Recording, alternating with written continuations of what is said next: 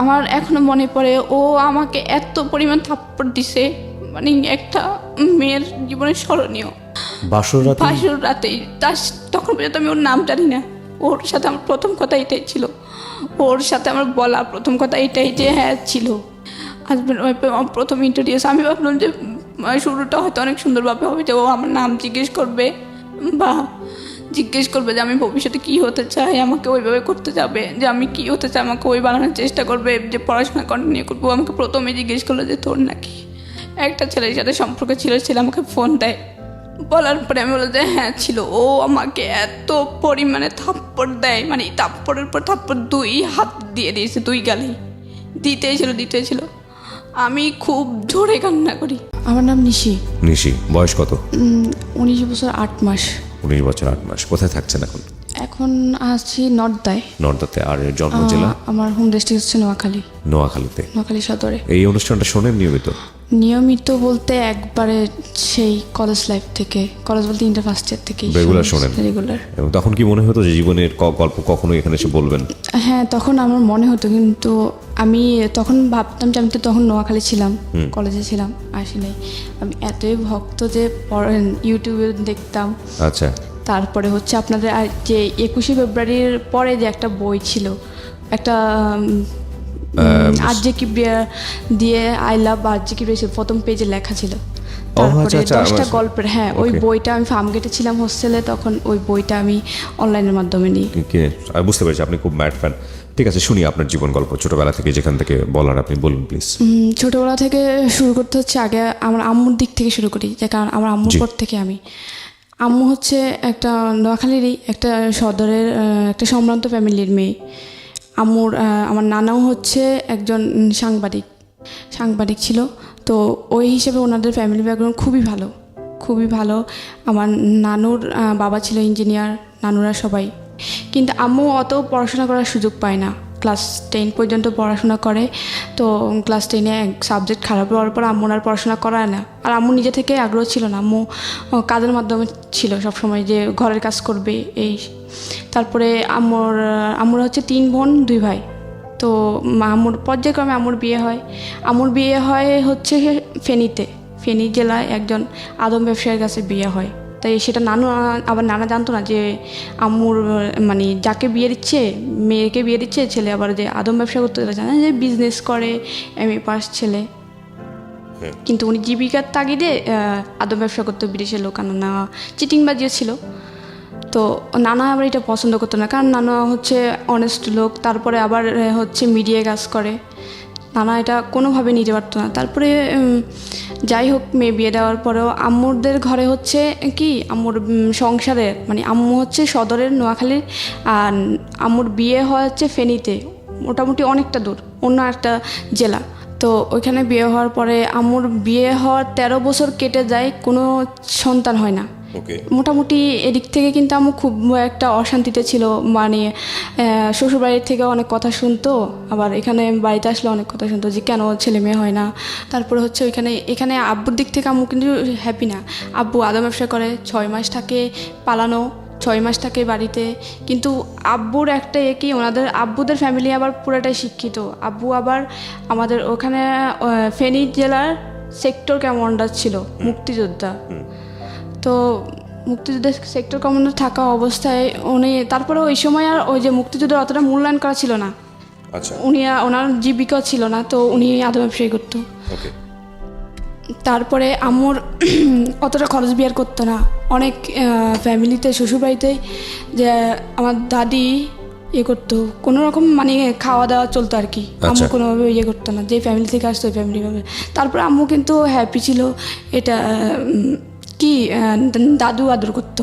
তো আম্মু যখন 13 বছর পর্যন্ত কোনো ছেলে সন্তান হয় না, আব্বু কী করলো, কোথা থেকে একটা মেয়ে এনে দিল, 7 মাস বয়সের, ছোট্ট একটা 7 মাস বয়সের মেয়ে। আম্মু জানে না যে কোত্থেকে এনে দিচ্ছে, কিন্তু আম্মু খুবই এক্সাইটেড, কারণ আম্মু হচ্ছে বড় খালা, মেজো খালা, বড় মামি, ওদের যত ছেলে মেয়ে হয়েছে সবগুলো ছেলে মেয়ে কিন্তু আম্মু মানুষ করছে। আম্মু একদম কোলে পিঠে খাওয়ানো সব কিছু আম্মু করছে। আম্মু বাচ্চাদের প্রতি খুব এক্সাইটেড ছিল।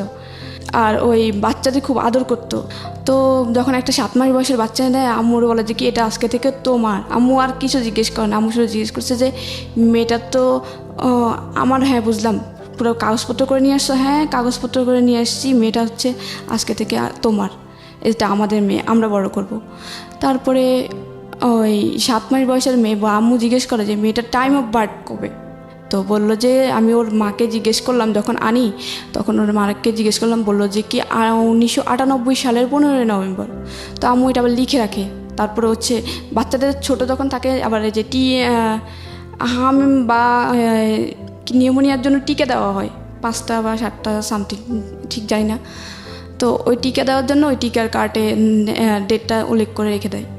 তারপরে হচ্ছে আম্মু আমাকে বড় করতে, কিন্তু আব্বু আবার দিয়ে যায়, আর খবর নেই বাচ্চার, আর খোঁজ খবর নেয় না, আবার পালানো, টাকা মেরে দেয়, এই সেই বিদেশে ও আসে, ওর টাকা মেরেছে, এইসব ঝামেলার ভিতরে নানা এইসব সহ্য করতে পারে না। অনেক এক পর্যায়ে ফেনী থেকে লোক নোয়াখালী সদর পর্যন্ত পৌঁছায় যায়, নানুর বাড়িতে পর্যন্ত। আচ্ছা। তো নানা খুবই অপমান হচ্ছে লোকদের কাছে। তারপর নানা বলে কি আমি এখন মেয়েকে নিয়ে নিব, আমি 13 বছর পর্যন্ত 14 বছর হয়ে গেছে, মানে 13 বছর পর্যন্ত বাচ্চা হয় না। তো আমার যেই মেয়েটাকে 7 মাস বয়সে এনে দেয়, তার বয়স যখন 2.5 বছর হয়, ভাই 15 সামথিং, তখন নানা বলতেছে যে আমি আর রাখবই না, মেয়ে নিয়ে নেব, হয়তো ওর আদম ব্যবসা ছাড়বে, নাহলে আমার মেয়েটা আমি একবারে ডিভোর্স করে নিয়ে নেব। নানা আব্বুকে প্রেশার কিক করে যে তুমি হয়তো আদম ব্যবসা ছাড়ো, আর নাহলে আমার মেয়েকে ছাড়ো। ওকে। উনি কোনো অ্যান্সারে না দেয়। আম্মু তারপর অনেক চিঠি, এখন চিঠির যোগ ছিল, ফোন ছিল না, খুব চিঠি লিখতো। তো আব্বু কোনো চিঠিরে রিপ্লাই করতো না। আচ্ছা। তো আম্মু অনেকবার চেষ্টা করে ওনাদের সাথে যোগাযোগ করা, যে কোনোভাবেই যেন সংসারটা না ভাঙে। আর তখন আবার আমি মানে 2.5 বছর একটা মেয়ে আছে, মেয়ের ভরণ পোষণ। তারপরে আমি কোনোভাবে চাই না, এক পর্যায়ে নানা ডিভোর্স করাই ফেলে। তখন আপনার বয়স 2.5 বছর? হ্যাঁ আমার বয়স তখন 2.5 বছর। আচ্ছা। তখন নানা এক পর্যায়ে ডিভোর্স করাই ফেলে। ডিভোর্স করানোর পরেও মানে আব্বু ডিভোর্স পেপারটা অ্যাকসেপ্ট করে না। তারপরে নানা ডিভোর্সটা পেপারটা দিয়ে আম্মুর দিয়ে সাইন করায় পাঠায়। পাঠানোর পরে কিন্তু মেয়ে যদি ডিভোর্স দেয় 3 মাস পরে কিন্তু ওটা কনফার্ম হয়ে যায়, ছেলে অ্যাকসেপ্ট করুক বা না করুক। কিন্তু ছেলে যখন কোনো ছেলে যদি ডিভোর্স দেয়, তখন মেয়ে সাইন করা ছাড়া ওই ডিভোর্সটা কনফার্ম হয় না। তো ডিভোর্সটা কনফার্ম হয়ে যাওয়ার পরে আম্মু এখান দিয়ে এদিক দিয়ে কান্নাকাটি নানুর বাড়িতে। আর মামিরা ছিল একটু অন্যরকম, আর কখনোই কোনো ননদদের সহ্য করে না, মানে এই ভাইয়ের বউরা ননদদের সহ্য করে না। আবার একটা মেয়ে নিয়ে থাকবে ডিভোর্সি, তার মানে অবশ্যই ওদের কষ্ট বের হবে। তারপর আম্মু ওইখানে থেকে সেলাই মেশিনে কাজ করতো, মোটামুটি টুকিটাকি কাজ করে মোটামুটি খরচ জোগাতো। তারপরেও এই যে নানা বলতো যে না, এভাবে তো মেয়েটার জীবন যায় না, দেখি মেয়েটাকে আমার একটা বিয়ে দিই। তারপরে আম্মুর একটা জায়গা থেকে বিয়ের প্রস্তাব আসে। তারপরে আম্মু বলে যে কি না আমি করবো না বিয়ে। তারপরে হচ্ছে কি বল, আম্মু অনেক জায়গা থেকে আসে বিয়ে, যে কয় না আমি করবো না, আমার মেয়ে আছে, আমার মেয়েকে নিয়ে কেটে যাবো। আম্মু আবার কি ফেনী থেকে যখন আসে আমাকে নিয়ে আসে, মানে হচ্ছে কি 2.5 বছর 7 মাস বছরের বাচ্চাটা, 7 মাসের একটা বাচ্চার মায়া উনি ছাড়তে পারে না, কারণ উনি আগে থেকে বাচ্চা পাগল ছিল। তারপর বাচ্চার মায়া ছাড়তে পারে না, উনি ওই বাচ্চা নিয়ে আসে। আবার যখন আমাকে নিয়ে 2.5 বছর বয়সে নানুর বাড়িতে উঠে, তখন আবার নানা বিয়ে দেওয়ার চেষ্টা করে। নানু আম্মু বিয়ে করতে চায় না। তারপরে এক পর্যায়ে একটা ফ্যামিলি আসে, ওখানে হচ্ছে ওনার হচ্ছে 5টা ছেলে মেয়ে, একটা একদম সবার ছোট যে সেটা হচ্ছে 1.5 বছরের বাচ্চা, তার মানে দুধের বাচ্চা, মেয়ে বাচ্চা। তো ওনার ওয়াইফ হচ্ছে মারা যায়। তারপর আম্মুর বিয়ের জন্য আসার পরে আম্মু বলে যে কি 5টা ছেলে মেয়ে, তারপরে বড় মেয়েটার বিয়ে হয়েছে, তার মানে ওরা এখন বড় হয়ে গেছে, 5টা ছেলে মেয়ের উপর আমি কি থাকতে পারবো? তারপর নানা বলে যে কি না দেবো না, 5টা ছেলে মেয়ের উপরে আমার মেয়েকে দেবো না। এখানে আরও গ্রামের পরিবেশ, একবারে গ্রামের মধ্যে। নানুর বাড়িটা একটু মোটামুটি মানে পৌরসভার কাছাকাছি। তারপরে ওনারা যখন মানে একদম জেদ ধরে আছে যে ছেলেপক্ষ যে না বিয়ে করে নিয়ে যাবে। আমার নানুদের ফ্যামিলি একটু মানে সম্ভ্রান্ত ফ্যামিলি, ভালো মেয়ে। ও মানে আশেপাশে খবর নিয়ে দেখছে যে ও নাকি বাচ্চাদের খুবই পাগল, তার মানে 5টা বাচ্চার উপর নিয়ে গেলে ওর মায়া ছাড়তে পারবে না, অবশ্যই আদর যত্ন পাবে মায়ের। তারপরে আবারও যে মেয়েটা আছে ওই মেয়েটা নিজের না, তার মানে ও নিজের অন্যের মেয়েকে এত আদর করে, তাহলে আমার 5টা বাচ্চাকেও ও নিশ্চয়ই আদর করবে ও। তারপরে ওনারা জিদ ধরে আছে যে বিয়ে করাই ছাড়ানো আমরা যাবেই না, একদম পুরা ডাইনিংয়ে একদম একটা বিকেল আসছিল, বিকেল 4টার দিকে আসছিল, আম্মুর কাছ থেকে শোনা যে একদম রাতে 11টা পর্যন্ত ওনারা ডাইনিং থেকে যায় নাই, যা বললো যে আমরা যাবোই না, এখান থেকে বিয়ে না করে যাব না। তারপর পরের দিন বিয়ে হয় আপনার মার? হ্যাঁ, আম্মুর আবার সেকেন্ড বিয়ে হয় ওই ফ্যামিলিতে 5টা ছেলেমেয়ের উপরে। তখন আপনি কোথায় ছিলেন? আমি আম্মুর সাথেই ছিলাম। আম্মু তো আমাকে ফেনী থেকে নিয়ে আসি, কারণ 5টা ছেলেমেয়ের জায়গায় এসে বিয়ে করলো, আপনাকে নিয়ে গেল ওই সংসারে নাকি? তো আম্মু ওখানে হচ্ছে কি শর্ত দেয় যে আমার একটা শর্ত আছে, শর্তটা হচ্ছে আমার মেয়েটাকে নিয়ে আমি ফেনী থেকে চলে আসছি, যদিও আমার মেয়ে না, তারপরে ওর মায়ে আমি ছাড়তে পারবো না। তারপরে বলে যে কি ওকে আমি 7 মাস বয়সে পাইছি, সে দুধের বাচ্চা, সেই দুধের বাচ্চাকে আমি 2.5 বছর পর্যন্ত করছি, আমি ওর মায়া ছাড়তে পারবো না, ওর প্রতি আমার মায়া বসে গেছে। তারপরে বলে যে না না না আমার 5টার মধ্যে, ওনারা বলে যে তখন না না আমার 5টার মধ্যে ও একটা থাকতেই পারে, আর আমি তো জানি, আমরা তো জানি যে তুমি অনেকে বাচ্চা পাগল। তারপরে আচ্ছা ওই এগ্রিমেন্টে বিয়ে হয়। তারপরে বিয়ের পরপরই ওই বাড়িতে আম্মুকে নিয়ে যায় ওদের 5টা ছেলেমেয়ের উপরে। তখন আম্মু আমাকে ওদের সাথে কিন্তু হয় যে আম্মু যেখানে থাকবে ওনার মেয়েও সেখানে থাকবে, ওদের সাথেই কিন্তু কথা হয়ে বিয়েটা হয়। তারপরে ওইকে বাড়িতে নিয়ে যাওয়া হয়। বাড়িতে নিয়ে যাওয়ার পরে মানে আমার কাছে প্রথম অবস্থায় আমাকে সে আদর, সবাই কোলে নিচ্ছে। এক পর্যায়ে আমার একটা ওই বাড়িরই একটা কাজিন আমাকে কোলে নিচ্ছে, আমি চিনি না, তো আমাকে অনেক যাতায়াত হলো, আমি খুব জোরে ওনাকে একটা কামড় দিই, ছোটো ছিলাম 2.5 বছরের বাচ্চা, ওনাকে কামড় দিই, উনি এখনও বলে যে তুই আমাকে কামড় দিছিস। তারপরে প্রথম 3-4 দিন ভালো থাকে, এরপরে বলে যে কি তোমার মেয়ে এখানে থাকবে, তোমার বাড়িতে তোমাদের বাড়িতে রেখে আসো, তোমার বাপের বাড়িতে থাকলে সমস্যা কি? আমি বলে যে কি তুমি তো বলছিলা যে আমি যেখানে থাকবো আমার মেয়ে এখানে থাকবে, এখন এটা বলতেছো কী জন্যে?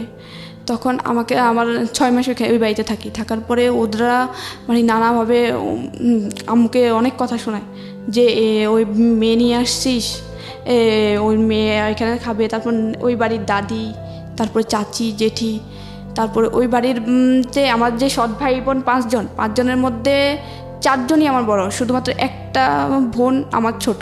আমার ছিল তখন 2.5 বছর, ওর ছিল 1.5 বছর, 1 বছরে বড় আমি ওর। তো আর সবাই ছিল বড়, আর ওইখানের বড় আপুর বিয়ে হয়েছিল তখন, আর গ্রামে তো একটু তাড়াতাড়ি বিয়ে হয়। তো আমার ওই বাড়িতে যাওয়ার পরে বড় আপুর প্রেগনেন্ট থাকা অবস্থায় ওনার প্রথম বাচ্চাটা সিজার করার পরও মারা যায়।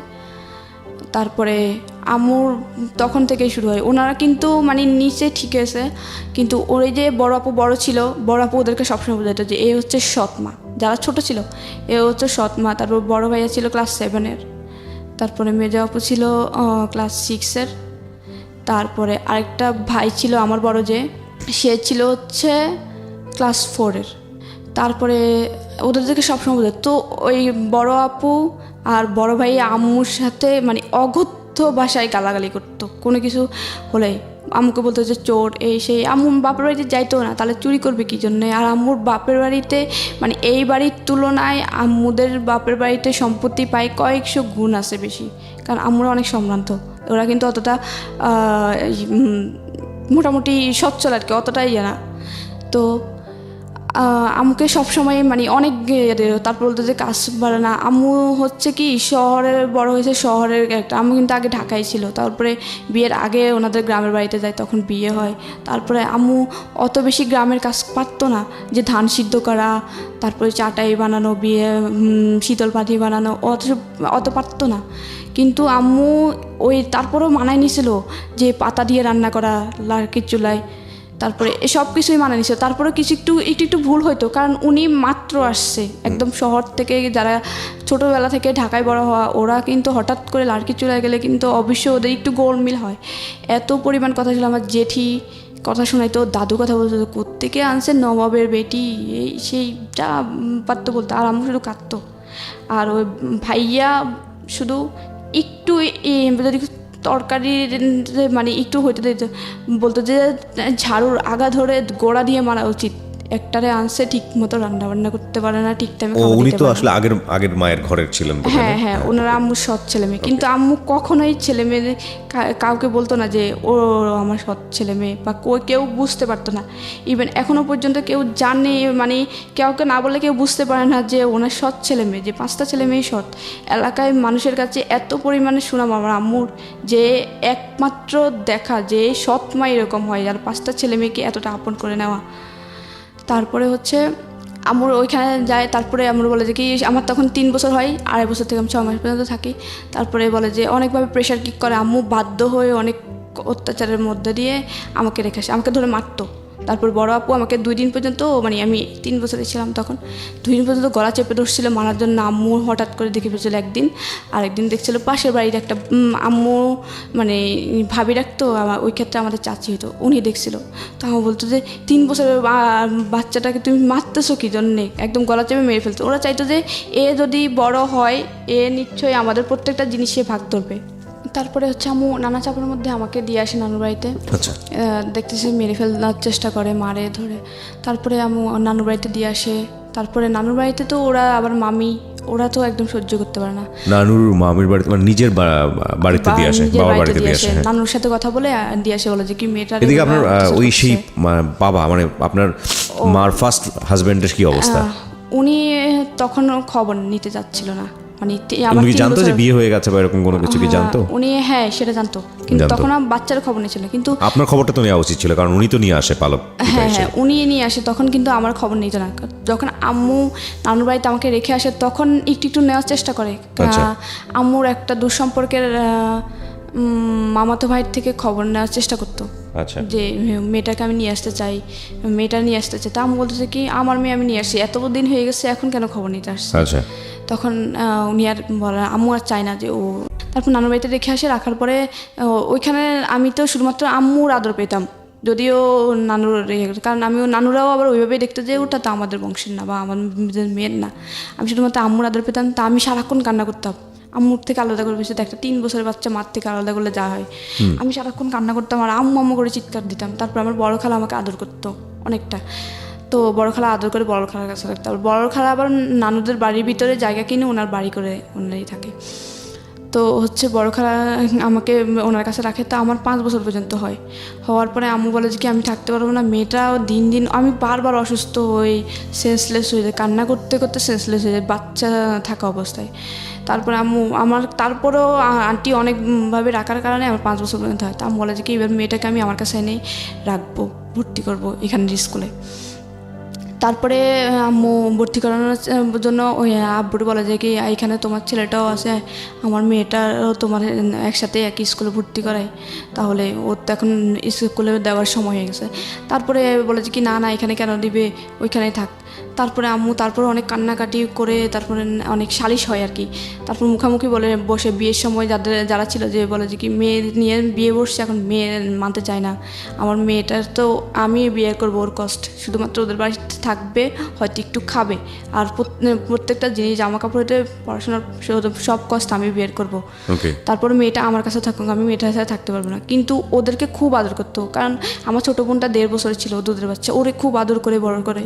ও আমার আম্মুরে মা বলেই ডাকতো, কারণ ও তো বাচ্চা ছিল, আম্মু এইভাবে বড় করে। কিন্তু অন্য সবাই কিন্তু আম্মুর সাথে খুবই বাজে ব্যবহার করতো, আম্মু আদর করতো। ফারুক ভাইয়া যখন, মানে বড় ভাইয়া যখন 7-এ ছিল, তখন 7 থেকে ভাইয়া পড়াশোনা করতে যেত না, কিন্তু ভাইয়ারে খুব চাইতো পড়াশোনা করো করো করো, পড়াশোনা করো। তারপরে আমাকে অনেক সালিশ হয়ে এলাকার মুরব্বী যারা ছিল বিয়েতে, তারপর নিয়ে যায় ওই বাড়িতে। নিয়ে যাওয়ার পরে আমাকে ফার্স্ট ক্লাস 1-এ ভর্তি করে।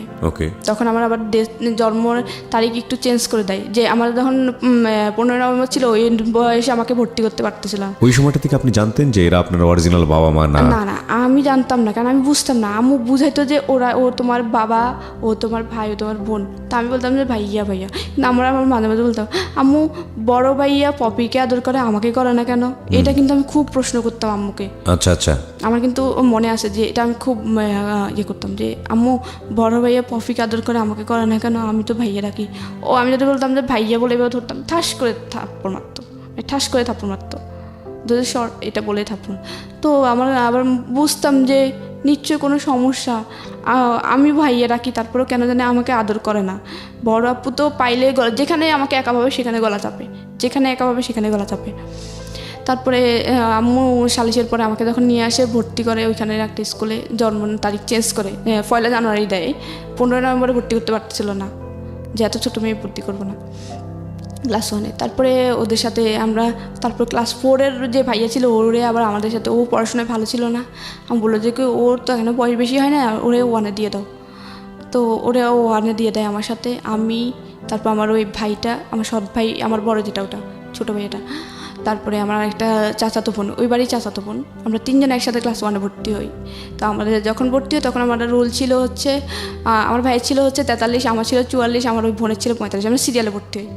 ভর্তি হওয়ার পরে তারপরে আমাদের জন্য আম্মু বলে যে কি, আম্মু আব্বুরে বোঝায় যে ফারুক মানে বড় ভাইয়া তো পড়াশোনা করে না, ওর জন্য এমন একটা ছেলে রাখো ও যেন পপিকে পড়াইতে পারে, পলিরে পড়াইতে পারে, আমার নাম হচ্ছে নিশি, আমাকে পড়াইতে পারে, ফিরোজকে পড়াইতে পারে এবং পলিরে পড়াইতে পারে, ফারুকরে পড়াইতে পারে। ফারুকরে বুঝায়, ওর সমবয়সী কাউকে নাও বা ওর থেকে একটু বড় কাউকে নাও, যেন ওরে বুঝায় ওর বন্ধু হয়ে ওর পড়াশোনা করাতে পারে। তারপরে হচ্ছে আমাকে ক্লাস 1-এ যখন ভর্তি করানোর পরে টিচার রাখা হয়, তারপর টিচারে পড়াশোনা করাতো। তো আমি ওদের চেয়ে একটু পড়াশোনা ভালো ছিল, ওদের সবার চেয়ে।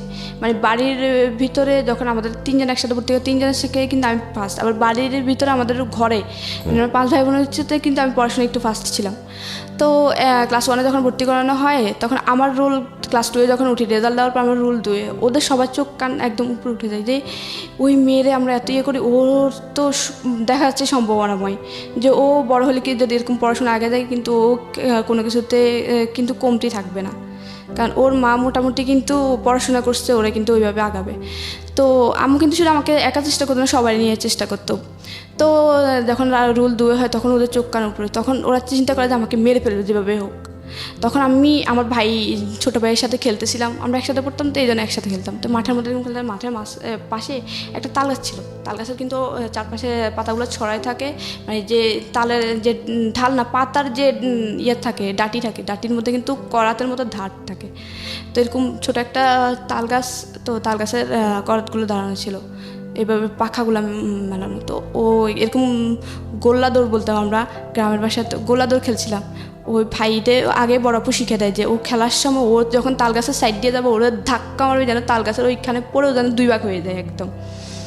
তো আমি ক্লাস 2-এ তখন, আমি এখন সাদা একটা শার্ট ছিল গায়ে, তখন আমি খেলতেছিলাম, তখন তাল গাছের গোড়া দিয়ে আমি যাচ্ছিলাম, ভাই আমার পিছন দিয়ে যখন ফলো করলো যে আমি আসছি, ছোটো ভাইয়া, ও মানে খুব জোরে আমাকে ধাক্কা দেয়, আমি উপড়ে যাই গাছের ওই একদম ঠিক ও যে টার্গেট ছিল টার্গেট বরাবর, কিন্তু ধাক্কাটাও আসতে হয়ে যায় যে আমার যে একদম পুরা ভাগ হয়ে যাবে ওরকম হয় না। হয় কি আমার একদম ছাকনার নিচ দিয়ে 7-8 ইঞ্চির মতো কাটা যায়, অনেক বড়, মানে হচ্ছে এক সাইড দিয়ে পুরো অনেকটা ভাগ হয়ে যায়। আরেকটু যে প্রেশার কিক হতে আমার কিন্তু মেরুদণ্ড পর্যন্ত পৌঁছায় যেত, মানে মেরুদণ্ড পর্যন্ত পৌঁছায় না, মেরুদণ্ড থেকে 1.5 ইঞ্চি বা 2 ইঞ্চি দূরে, অনেক ভয়ঙ্করভাবে কাটা যায়। ওই যে আমি ওইখানে এভাবে নাম জানা, ওই যে তালের যে কালো করাতগুলো থাকে ওগুলো আবার একটু নরম টাইপের থাকে, একটু মশলা দিলে আবার একটু ভাঙে, ওগুলো ভেঙে সব আমি পড়ে যাই। পরে আমি মানে হাতের ডান হাত দিয়ে ওই ছাকনাটা ধরেই চাচি আম্মা বলে ডাক দিছি চিৎকারে। ওই দিন বাড়িতে কেউ ছিল না, আমি আর ভাইটাই ছিলাম। ওদের প্ল্যান ছিল যে ওরাও সবাই বাইরে যাবে, বাইরে বলতে হচ্ছে বড় আপুর শ্বশুরবাড়িতে যাবে, বড় আপুর বাচ্চা হয়ে আরেকটা সেকেন্ড বাচ্চা হয়ে মারা গেছে। তো আম্মু ওইখানে, আম্মু আপু সবাই যায় দেখতে, শুধু বাড়িতে চাচি ছিল একটা অন্য ঘরের। তো আমি চাচি আম্মা বলে ডাক দেওয়া সেন্সলেস হয়ে যায়, কারণ আমার এত পরিমাণে ব্লিডিং হচ্ছিল, কারণ খুব 7-8 ইঞ্চি কাটা যাওয়া, মানে আমি ওই ক্লাস 2-এর বাচ্চার মোটামুটি শেষ অনেকটাই। তারপরে চিৎকার দিয়েই পড়ে যায়। চাচি আম্মা কী করে, মানে উনি কিছু বুঝতে পারতেন না, এত কাটা গেছে আর এত রক্ত দেখে উনি ওনার পুরা কাপড় খুলে ফেলে, পুরা কাপড় খুলে আমার পেঁচা। উনি বুঝতেছে না যে উনি আবার অত শিক্ষিত না, অত মানে ফার্স্ট মানে প্রাথমিক চিকিৎসা অত কিছু ধারণা নেই, কিন্তু উনি পাগল হওয়ার মতো হয়ে দেখেই ভয়ে পুরো কাপড় পেঁচাচ্ছিল, প্রচুর ব্লিডিং হয়। তারপরে এখানে ওই বাড়িতে খবর দেওয়া হয়, আম্মুর দৌড়ায় আসে, তারপর হসপিটাল নেওয়া হয়। নেওয়ার পরে আম্মুর হসপিটাল নেওয়ার পরে আমার 2 দিন পরে মেবি জ্ঞান আসে, মানে অনেক কাটা চিরার ওয়াশ টাশ করে। তারপর 2 দিন পরে জ্ঞান আসে, বলে আম্মু ভাই আমার ধাক্কা দিচ্ছে। আম্মু আমার সাথে সাথে মুখ চাপে বলে যে এটা পড়িস না, বললে তোর আব্বু কিন্তু তোর ভাইয়েরা মারবে, তারপরে হচ্ছে তোর বাড়ি থেকে বের করে দেবে। আম্মু খুব কান্নাকাটি, কেন যেটা কথা, আম্মু শুধু ডাইকে এটা বললো যে ফিরোজ তুই ওটা ধাক্কা দিছিস, কারণ আমিও ধাক্কা, কারণ নিশি কিন্তু বলছে যে তুই ধাক্কা দিছিস, ও কিন্তু মরে যাইতো, তোর কি একটু মায়া হয় নাই যে ও তো ওদেরকে কোনো ক্ষতি করে, তোর তো বোনও। আম্মু ওটা বুঝা বলছে, তারপর আম্মু কিছু বলে নাই, চাইছিল যে এটা নিয়ে একটা সালিশ করতে যেভাবে, তারপরে আর করে নাই। অনেকে প্রায় 3 মাস পরে আমি ভালো হই। তারপরে আবার ক্লাস 2 থেকে আমার 3তে ক্লাস রুল 1 হয়। তারপর ওদের মানে নানা অত্যাচার আছে, আব্বু মারতো খুব, এসব নিয়ে কিছু বললে মানে দাদি শিখে দিত যে ও ছেলে মেয়েদের ইয়ে করবে না। তারপর 4-এ যখন উঠি তখন না 4-এ উঠি, হ্যাঁ, তখন আমার রুল 1 হয়। 1 হওয়ার পরে যখন 5-এ উঠবো, এর আগে ভাইয়া কী করে, এলাকায় একটু রাজনীতি করতো, ওই যে এলাকার হেড স্যার, আমাদের গ্রামের হেড স্যারের সাথে কথা বলে যে ওই ও হচ্ছে আমার বোন, ওরে যদি এবার 4-এ যদি ফেল না করে এসিস তোর কিন্তু এলাকায় থাকতে দিব না, কীভাবে করবি জানি না। তো উনি কী করে, উনি ভয় পেয়ে উনি আমাকে ফেল করায় ক্লাস 4-এ। এখন এটা তো পুরো অবিশ্বাস্য যে ক্লাসের ফার্স্ট গার্ল সে কখনো ফেল করতে পারে না, তাও আবার ক্লাস 4 থেকে 5 উঠবে। তারপর আমি খুবই কনফিউজ, কারণ আম্মু বললো যে আমি ওরে পড়াই, আমি জানি ওর পড়াশোনা কেমন। তো আম্মু বলে যে কি আমি ওই খাতা চ্যালেঞ্জ করব, যে আমি খাতা দেখবো, আমার মেয়ের খাতা দেখে তারপর আমি মানবো যে আমার মেয়ে ফেল করে। আমি প্রচুর কান্না, আম্মু আমাকে খুব মারে যে ফেল করছিস কী জন্য, নিশ্চয়ই তোর খারাপ। তারপর আম্মু হেড স্যারের কাছে যাইবো, আমাদের প্রধান শিক্ষক উনি স্বীকার করতে চাচ্ছিল না যে এরকম কিছু। পরে আম্মু বলে যে কি আমি আপনাদের স্কুল কর্তৃপক্ষের কাছে যাবো, স্কুলের মালিকের বাড়ির পাশে ছিল, ওখানে যাই। তারপরে অনেক ইয়ার পরে উনি স্বীকার হয় যে আপনার ছেলে আমাকে বাধ্য করছিল, ফেল করার জন্য বাধ্য করছিল, উনি আমার বাড়িটারি আগুন দিবে এইসবের জন্য আমি বাধ্য হই। এটা ক্লাস 4-এ, আমি 5-এ উঠবো, আমার ফাইনালে ফেল করায়। তারপরে আম্মু বলে যে আমি খাতা দেখবো, তখন আম্মু অনেক জোরাজোরির পরে তারপরে উনি বুঝতে পারে যে আম্মু হাল ছাড়ার মেয়ে না, আর আম্মুর কনফিডেন্স ছিল আমি আমার মেয়েকে পড়াই, ও ফেল করতে পারেই না। তারপরে ইয়ার পরে উঠাই, চাপে পড়ে উঠাই, তখন আমার রুল হয় না, 1 হয় না আর কি। তারপরে অনেক কারণ 1 তো দিয়ে দেয়, কারণ আবার যেটা ঘোষণা হয়ে গেছে রেজাল্ট, এটা তো আবার ইডিট করতে অনেক সমস্যা, অনেক কিছু ফেস করতে হবে। তারপরে একটা 12 রুলের একটা চলে যায়, ওর জায়গা আমাকে দেয়। তারপরে হচ্ছে আমি 6-এ উঠি, তারপর ও খুব মারামারি করতাম, আমি পড়তে দিত না, ইয়ে করতো, আম্মুকে অনেক গালাগালি করতো, অনেক অত্যাচারের মধ্যে দিয়ে, কারণ পড়াশোনা খরচ দিত না, নানুর বাড়ি থেকে আম্মু আনিয়ে দিত, তারপর সেলাই মেশিন চালে আমার খরচ বিয়ে করতো। তারপরে আমি 6-এ উঠি, 7-এ উঠি। তারপর আমার স্কুল জীবনটা খুব ভালো ছিল। আমি যখন হাই স্কুল জীবনে যাই আমার খুব ভালো লাগতো, কারণ আমি হাই স্কুলের জীবনটা স্যাররা আমার খুব আদর করতো। মোটামুটি হাই স্কুল তো অনেক স্কুল থেকে আসি একটু কন্টেস্ট হয়ে যায়, তখন আমার রুল হয় 6। তখন আমার স্যারদের আইকন থাকে আমি একটার জন্য, আমি হচ্ছে দেশাত্মবোধক গান, তারপর সাংস্কৃতিক অনুষ্ঠানে অংশগ্রহণ করতামই, দেশাত্মবোধক গানের জন্য স্যাররা আমাকে চিনত। দ্বিতীয়ত হচ্ছে ক্রীড়া প্রতিযোগিতার জন্য, ক্রীড়া প্রতিযোগিতা হচ্ছে আমি 100 মিটার দৌড় প্রত্যেক বছর চ্যাম্পিয়ন ছিলাম, প্রত্যেক বছর এই স্কুলে চ্যাম্পিয়ন। স্যার আমাকে চাইছিল যে জেলা পর্যায়ে খেলানোর জন্য, কিন্তু আম্মু মানা করছিল যে মেয়ে মানুষ দৌড়াদৌড়ি ভালো না। তারপরে গোলক নিক্ষেপ বলতো, 100 মিটার দৌড় বলতো, এসব প্লেয়ারের জন্য স্যার মানে ক্রীড়া শিক্ষক, তারপর আমার পড়া শিক্ষক, ওদের চোখে ছিলাম আমি। মোটামুটি পড়াশোনায় ছিলাম 6-7, মানে 10-এর দিকে আমার রোল যেত না। তারপর আবার কিন্তু ক্লাস 1 থেকে ক্লাস 10 পর্যন্ত আমার কোনো বেতন দিয়ে পড়তে হয় নাই, যদিও ওখানে বেতন লাগে, কিন্তু আমার হচ্ছে যে মেধা তালিকা থাকার কারণে উপবৃত্তি পেতাম, ক্লাস 10 পর্যন্ত উপবৃত্তি পেতাম। তারপরে যখন আমার ভাই ছিল আমার 4 বছরের, না 4 বছর না 4 বছর বড়, তো ভাইয়ের যখন আমি ক্লাস 7-এ উঠি, আমার বাড়ির পাশে একটা নতুন বাড়ি হয়, মানে বাড়ির মেন রোডের অপোজিটে আর কি। আমাদের বাড়িটা হচ্ছে হাইওয়ে রোডের সাথেই, হাইওয়ে রোডের এপাশে হচ্ছে আমাদের বাড়ি, ওই পাশে একটা নতুন বাড়ি হয়। তো আমার ভাইয়ের সাথে একটা ফ্রেন্ড ও আমাদের বাড়িতে আসতো সব সময়। তো ও দেখতো যে আমার আম্মু খুব অত্যাচারিত হয়, আমি খুব অত্যাচারিত হয়, খুব গালাগাল করে, খুব বিয়ে করতো, অনেক কাজ করতাম। আমাদের আবার কৃষিকাজ করতো ওই বাড়িতে, আমি মোটামুটি কৃষিকাজে সব কিছুই পারি, কারণ থাকতে থাকতে করতে করতে পানি দিতে হয়তো কলস, অনেক নিচে পুকুর থেকে উঠে তরমুজ খেয়ে, তারপর টমেটো খেতে, বেগুন খেতে, এগুলো পানি দিতে হয়তো করতাম। এটা মনে করতাম যে আমি বলতাম যে আমাদের ক্ষেত সবাই করে, আমিও করবো। তারপরে করতাম। তারপর হচ্ছে কি ওই ভাইয়ের সাথে ওর ফ্রেন্ড আসতো, ও দেখতো, ওর প্রতি কেন জানি আমার প্রতি একটু মায়া হয়ে যায় যে মেয়েটা অসহায়। ও জানতো যে আমি ওদের সৎ ভাই বোন, আমি তখন একটু বুঝি যে ওরা আমার সৎ ভাই বোন। ও আমি আবার এখানে একটা কথা বলি, আমার বাবার আদর কিন্তু বাবা কিন্তু কোনো দিনও আমাকে 1 সেকেন্ডের জন্য বাবার বলে মানে মেয়ে বলে আদর করে নাই, কখনো না। মানে অনেক সময় দেখা যেত কি আম্মু আদর করেই বসাইতো, বাবা মাঝখানে, আমার ছোটো বোনটা এই পাশে, আমি এই পাশে, কারণ আমরা দুজনে ছোটো ছিলাম সবার। উনি কী করতো, মানে কিছু থেকে কিছু হয়েছে, একটা ভাত ধরে প্লেট থেকে পড়তো, ছোটো বাচ্চারা যখন খেতে যায় একটা দুটো ভাত ঠাস করে থাপ্পড় মারতো, কিন্তু নিজের মেয়ে যখন পড়তো তখন কিন্তু কিছু না, আমাকে মানে ভাত খাওয়া অবস্থায় মারতো। তা আম্মু বলতো যে কি ভাত খাওয়া অবস্থায় কুকুরকে মারা না, তুমি মানে ছোট্ট মেয়েটার মারলা, তখন আম্মু কুলটা মার দেওয়া হয়তো, কথা বলবি কেন, হু করতে পারবি না, একদম ডিরেক্ট বলতো যে তোর মেয়ে কিন্তু তোর না, আবার আমার খাচ্ছে, আমি যেভাবে চালাবো ওইভাবেই। তারপর এরকম ছিল। তারপর ওই ভাইয়ের বন্ধুর সাথে ভাইয়ের বন্ধুটা আমাদের বাড়িতে প্রায় আসতো ওর সাথে সাথে, তো আমার প্রতি মায়া পড়ে যায়।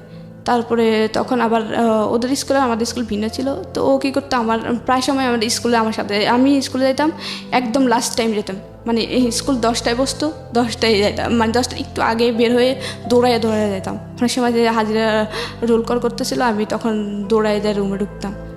তো ও কী করতো, সাইকেল নিয়ে আমার পিছনে পিছনে আসতো, ও একটু আস্তে আস্তে একটু ইনভলভ হচ্ছিলো।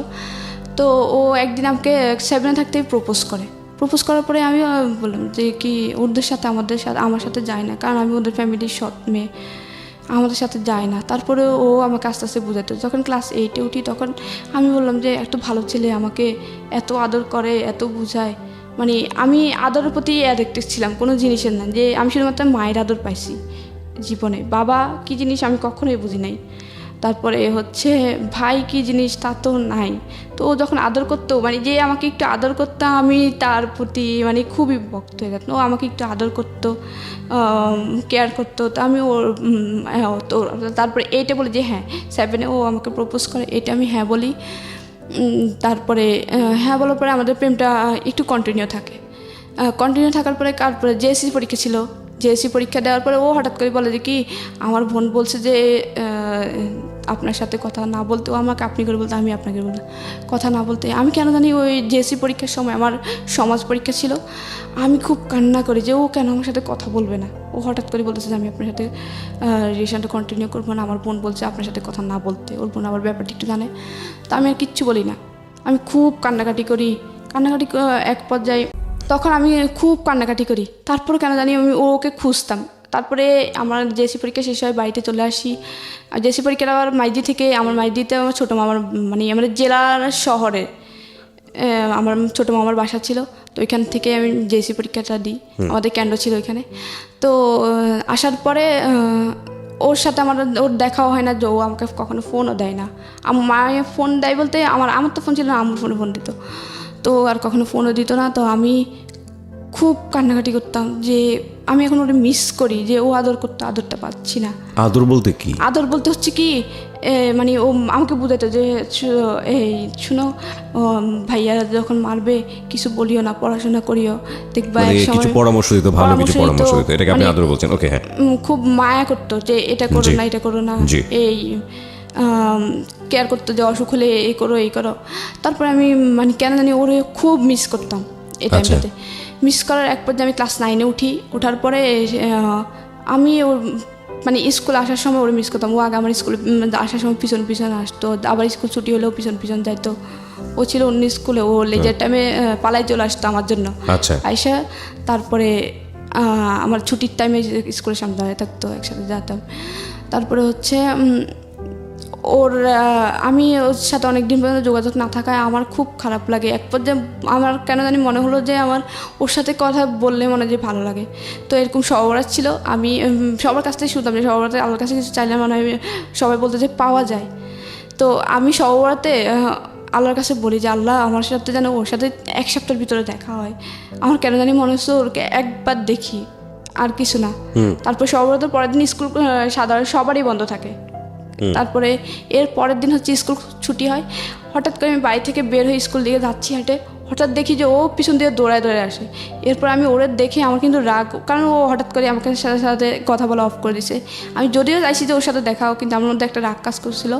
তখন আমি আরও জোরে জোরে হাঁটতাম, কারণ আমি ওই যে দৌড়ে ফার্স্ট ছিলাম 100 মিটার দৌড়ে, আমি খুব জোরে হাঁটতাম। আমার সাথে হাঁটে ও পারতো না, আমি খুব দৌড়ায় হাঁটে ওর সামনে অনেক সামনে চলে যায়।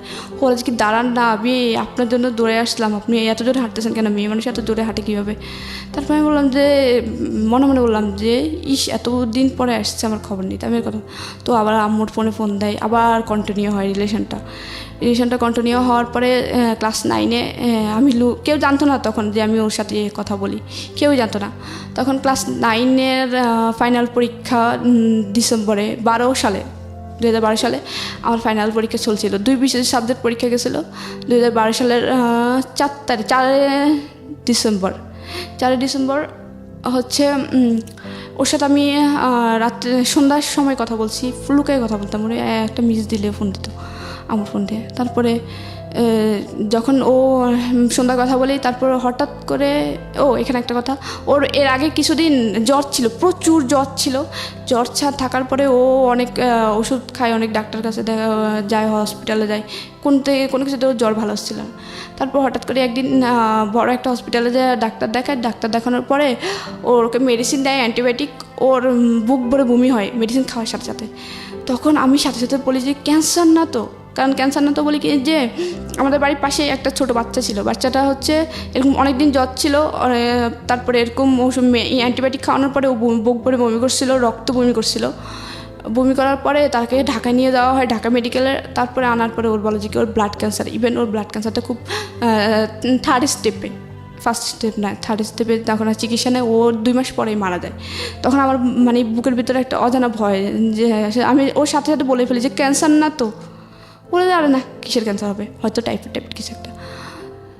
তারপরে ওই দিন আমি যখন ওর সাথে সন্ধ্যার সময় কথা বললাম 4 ডিসেম্বর 2012 সালে, কথা বলার পরে 9টার সময় ও নাকি সেন্সলেস হয়ে পড়েছে, আমি জানি না। তারপর সকালবেলা আমি যখন ঘুম থেকে উঠে ভাবির সাথে নাস্তা বানাইলাম। আবার বড় ভাই বিয়ে করে, ভাবি আমাকে আদর করতো। আবার ভাবি দেখতো যে আম্মু ওনাকে আদর করে, ওই হিসেবে আমাকে আদর করতো। কিন্তু ভাইয়া কখনোই বোন বলে বলতো না, কখনো ডাকতো না যে এদিকে আয়।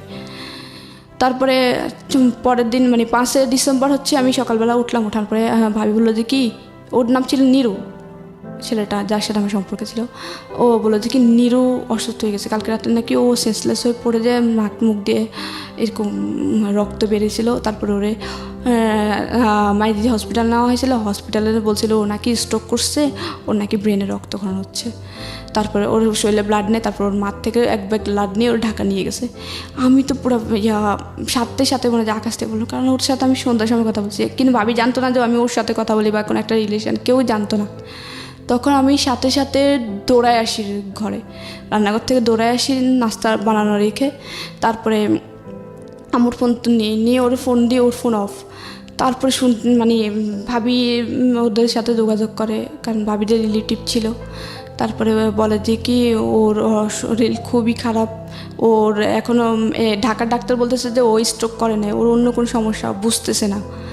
তারপরে আমি খুবই কান্নাকাটি করি, খুবই, যে জানি ক্যান্সার না তো, মানে ক্যান্সার হয় না নাকি হয়ে যায়। এত পরিমাণ কান্নাকাটি করি যে পুরো এলাকার মানুষ আমাকে দেখে তাকিয়ে যায় যে কি। তারপর সবার মোটামুটি বোঝার বাকি ছিল না যে ওর জন্য কাঁদবে কি জন্য। আমি ঘুমাতাম, মানে তখন থেকেই কিন্তু মোটামুটি একটু অ্যাবনর্মাল ছিলাম, কারোর সাথে আর কথা অফ হয়ে গেছিলো। আমি ঘুমাতাম, ঘুমের মধ্যে হঠাৎ করে চিল্লায় কান্না করতাম। মানে আমি শুধু স্বপ্নে এটা চিল্লায় কান্না করতাম, এই জন্য স্বপ্নে এটা দেখতাম যে ওর লাশ নামাচ্ছিল অ্যাম্বুলেন্স থেকে, ওর লাশ নামাচ্ছিল। ঠিক যেই 4 বছরের একটা বাচ্চা এরকম ক্যান্সার মারা গেছিলো, ওর লাশ যেভাবে ওর লাশ ওভাবে নামাচ্ছিল। এটা দেখে স্বপ্নে আমি শুধু কান্না করতাম, মানে খুব ভয়ঙ্করভাবে কান্না করতাম। মোটামুটি 3 মাসের মতো আমি আমার পরীক্ষা দেওয়ার হয় না, মানে ফাইনাল পরীক্ষা চলে, কিন্তু ফাইনাল পরীক্ষাটা দেওয়া হয় না। তারপরেও স্যাররা মানে জানতো যে স্যাররা সবাই আমাকে অনেক আদর করতো, কারণ আমি সাংস্কৃতিকভাবে ওদের আইকন ছিলাম। তারপরে ক্রিয়ার দিক থেকেও, তারপর পড়াশোনাও খারাপ ছিল না, 7-8 রুলের ভিতরে সবসময় থাকতো।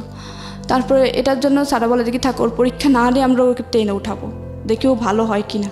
যখন আম্মু ওদের সাথে যোগাযোগ করে যে আমার মেয়েটা তো এভাবে অসুস্থ হয়ে গেছে, ওরে তো কিছু বুঝতেছি না, যে ওরে যদি বলি যে কি যে তোর খাওয়া দরকার, ও খাওয়াইতে হবে, যে ওর গোসল করতে হবে, ওর ফ্রেশ হতে হবে, ও কিছুই বুঝতেছে না। ওরা যে কিছু একটা বললেও যে শুনবে সেটাও করতেছে না, শুনতেছে না, কিছু যে নিজে থেকে করবে সেটাও করতেছে না, পুরো অ্যাবনর্মাল হয়ে গেছে। আপনার কথা বলছে? হ্যাঁ।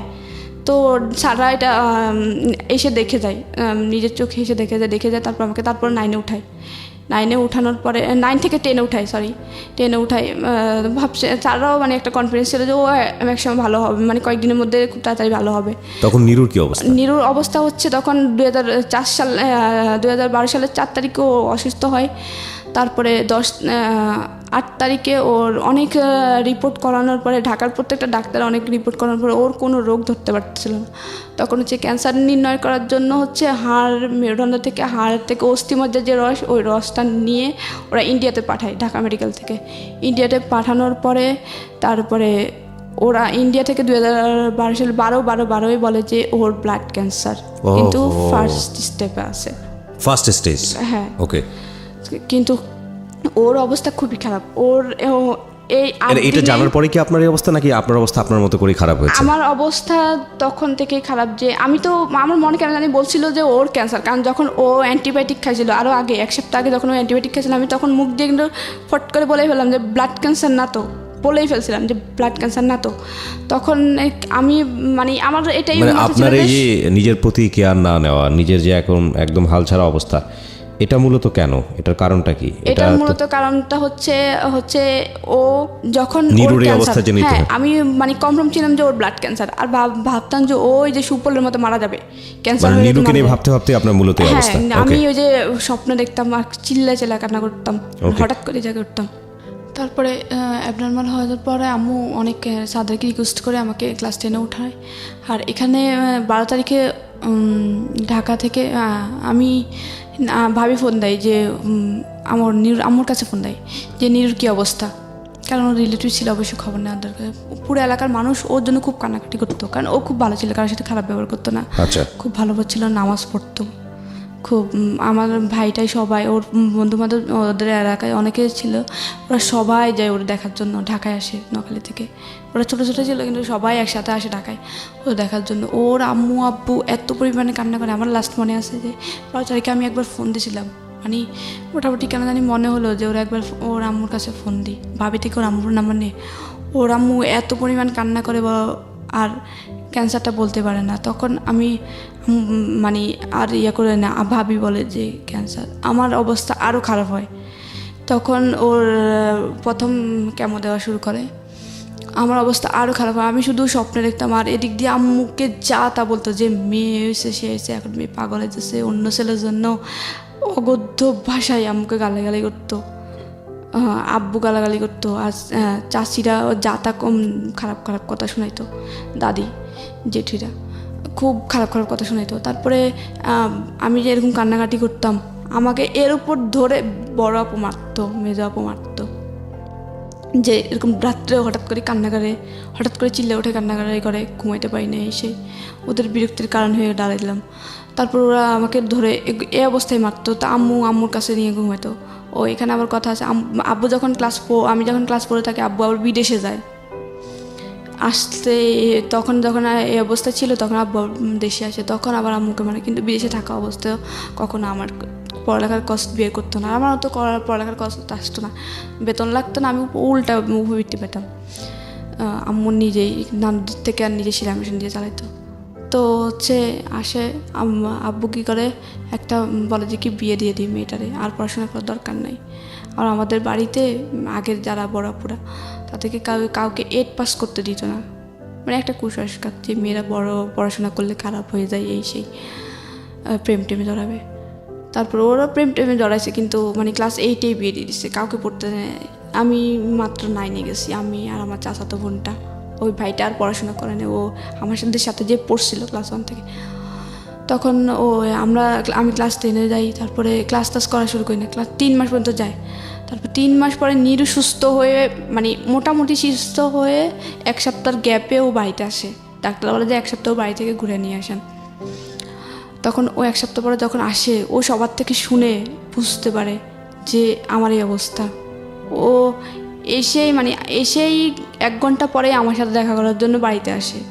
আর সবাই ওরে দেখে সবাই বাড়িতে চলে আসে, আমাদের বাড়িতে চলে আসে। এসে ওরে দেখতেছে, মানে পুরো এলাকার সবাই ওদের বাড়িতে ভিড়। আমাদের বাড়ি ও যখন আসে সাথে সাথে, তারপরে ও যখন আমাদের বাড়িতে আসে আবার অনেক লোক আমাদের বাড়িতে আসে। ও আমাকে দেখে ওরে যখন আমি দেখি তখন আমি অনেকটা আস্তে আস্তে ওর দেখার পর আস্তে আস্তে নর্মাল হতে শুরু করি। তারপর থেকে ওর গ্যাপে ক্যামেরা তো গ্যাপে ওর বাড়িতে আসতো। তখন ওর হাইট ক্যামেরা ছিল, একদম পুরো চুল পড়ে গেছিলো। ও খুব লম্বা ছিল আর ওর খুব হেলদি ছিল, ফিটনেস খুব ভালো ছিল। তারপর ফিটনেসের সব নষ্ট। আমি ওরে দেখে অন্যরকম, মানে একদম তাকাই থাকি কি দেখতেছি, আমি তো বুঝতাম মানে তারপরে ও আমাকে আস্তে আস্তে ওর সাথে চলে। তারপর ডাক্তার যখন আমার আম্মু যখন ডাক্তার দেখে, তারপর বললো যে কি ওর সাথে কথা বলতে দিত। ডাক্তার বলছিল যে নিরুর সাথে কথা বলতে দিও না, কারণ ও নিরুর কারণে এই অবস্থা। ওকে ও যত নিরুকে দেখবে, নিরুর কাছে থাকবে, ও তত স্বাভাবিক হবে ইনশাল্লাহ। তখন আমি ওর নিরুকে দেখার পর আস্তে আস্তে স্বাভাবিক হই। ও আসার পর থেকে ও প্রথম অবস্থায় স্বাভাবিক হয় না, 2-3 বার আসার পর আস্তে আস্তে স্বাভাবিক হয়। তারপর আবার স্কুলে যায়। তারপর ও আবার আগের মতো ওর পড়াশোনা অফ হয়ে যায়। ও তখন ক্লাস 10-এ পরীক্ষা দেওয়ার কথা ছিল, যখন ও অসুস্থ হয় ওর পড়াশোনা অফ হয়ে যায়। তো আমি আবার স্বাভাবিক হওয়ার আবার স্বাভাবিক হই। তারপরে স্কুলে যাওয়া শুরু করি। তারপর স্কুলে ও আবার আগের মতো সাইকেল নিয়ে দৌড়ে যেত। ও সাইকেল চালানো নিষেধ ছিল, তারপরে সাইকেল নিয়ে যাইতো। অনেক সময় ওর কিন্তু প্রায় সময় জ্বর থাকতো, যে ক্যান্সার রোগীদের সবসময় জ্বর থাকে, মানে ওদের গা গরম থাকে। আর ওদের জ্বর হলে ব্লাড হিমোগ্লোবিন কমতে থাকে। তখন ও তারপরে যাইতো জ্বর নিয়ে আমার সাথে স্কুলে দৌড়াইতো। ও আর স্কুলে যাইতো না। তারপরে আমি ওরা কোন ক্লাসে পড়তো তখন? ও এসএসসি দেওয়ার কথা ছিল যখন ও অসুস্থ। আর আমি তখন ক্লাস 10-এ উঠতেছি। ওকে, ফাইনাল পরীক্ষা ছিল, 9-এর ফাইনাল পরীক্ষা 10-এ উঠে যাই। আমার পরীক্ষা ছাড়াই 10-এ উঠায় ছাড়া। তারপরে উঠার পরে আবার যখন ক্লাস 10-এ উঠে একটু স্বাভাবিক হই, তারপরে স্কুল ক্লাস করে স্যাররা খুব আদর করতো আমাকে। তো আমাকে একদিন স্যার বললো যে তোমার এম ইন লাইফ কি? আমি তো সবসময় বলতাম যে স্যার আমি আর্মি অফিসার হব। মানে সব সময় আমার ওই আর্মিদের প্রতি খুব ইন্টারেস্টিং ছিলাম। যে একটা যে আর্মি হওয়ার প্রথম কারণ হচ্ছে আইন থাকবে। আইন থাকলে তখন আমার অন্যায় প্রতিবাদ করার একটা ক্ষমতা থাকবে। যে আমার আম্মুর সাথে যে অন্যায়গুলো হয় বা আমার সাথে যেসব হয়েছে ওগুলো করতে পারবে না। অন্তত আর্মি হতে চাইতে এই জন্যই যে যেন ভাইয়ার আর খারাপ ব্যবহার না করে। ভাইয়া হয়তো কি মুখ মানে সামান্য ব্যাপার, যে ডাইনিং টেবিলের উপর যদি শুধু মগে যদি পানি না থাকতো, সাথে সাথে মগটা ভাঙতো, চেয়ারের সাথে বাড়ি মেরে মগটা ভাঙতো। আর এত নোংরা ভাষায় গালি তো আম্মুকে, মানে মানুষের এগুলা বাইরের মেয়ে ছেলেকে বলে না। আর ওর তো মা, সৎ মা হোক, মা আম্মু তারপরে খুব আদর করতো, খুব কাছে টেনে। তারপরে আমি পড়াশোনা চালাই। তারপরে আমাকে বিয়ে দেওয়ার চেষ্টা করে, মানে একটা বিয়ে সমাধানে। ছেলেটা হচ্ছে তখন কি নিরু বেঁচে ছিল? হ্যাঁ, নিরু বেঁচে ছিল। ওকে। তারপর নিরু মোটামুটি একটু সুস্থ। তারপরে কেমন চলতেছে, এদিক দিয়ে আমি স্কুলে যাওয়া শুরু করি। তারপর পড়াশোনা আবার কন্টিনিউ করি। আবার আমাকে বিয়ে দেওয়ার চেষ্টা করে, যে মেয়ে প্রেম করে। সবাই তো জেনে গেছে যে আমার সাথে ওর সাথে সম্পর্ক। যখন অ্যাবনর্মাল হই তখন পুরো এলাকা জুড়ে আর 3-4 গ্রাম জেনে গেছে যে আমার সাথে ওর সম্পর্ক আছে অ্যাবনর্মাল হওয়ার পর থেকে। তখন আমাকে বিয়ে দেওয়ার চেষ্টা করে আব্বুরা। আমার বড় আপু আমাদের একটা বিয়ে সমাধানে। তো ছেলেটা আগে একটা বিয়ে করছে, তখন আমি ক্লাস 10-এ পড়ি। আগে একটা বিয়ে করছে, ছেলে বোর চলে গেছে। তারপর আমাকে বিয়ে দেওয়ার চেষ্টা করে। আমি বলে যে কি ওই ছেলের বয়স বেশি। তারপর আবার ও বিয়ে করছে। আমার অবিবাহিত মেয়ে, কেন আমি এরকম বিবাহিত ছেলের কাছে বিয়ে দেবো? তারপরে আবার ছেলেটা হচ্ছে খুলনা নোয়াখালী থেকে বহুত দূর। আমি বলে যে কি এত দূর আমি মেয়েকে বিয়ে দেবো আশেপাশে, যেন আমি যা দেখতে পারি, কারণ ওর আর কেউ নেই, একমাত্র আমি। যে একটা ভাই থাকলে আমি দূরে বিয়ে দিতাম, ভাইয়ে যায় দেখতো। বাবা থাকলে বাবার যায় দেখতো, ওইভাবে বিয়ে দিতাম। তারপর অনেক কষ্ট বিয়েটা আম্মু ক্যান্সেল করে। ওটার পরে আম্মুকে অনেক খারাপ ব্যবহার করে।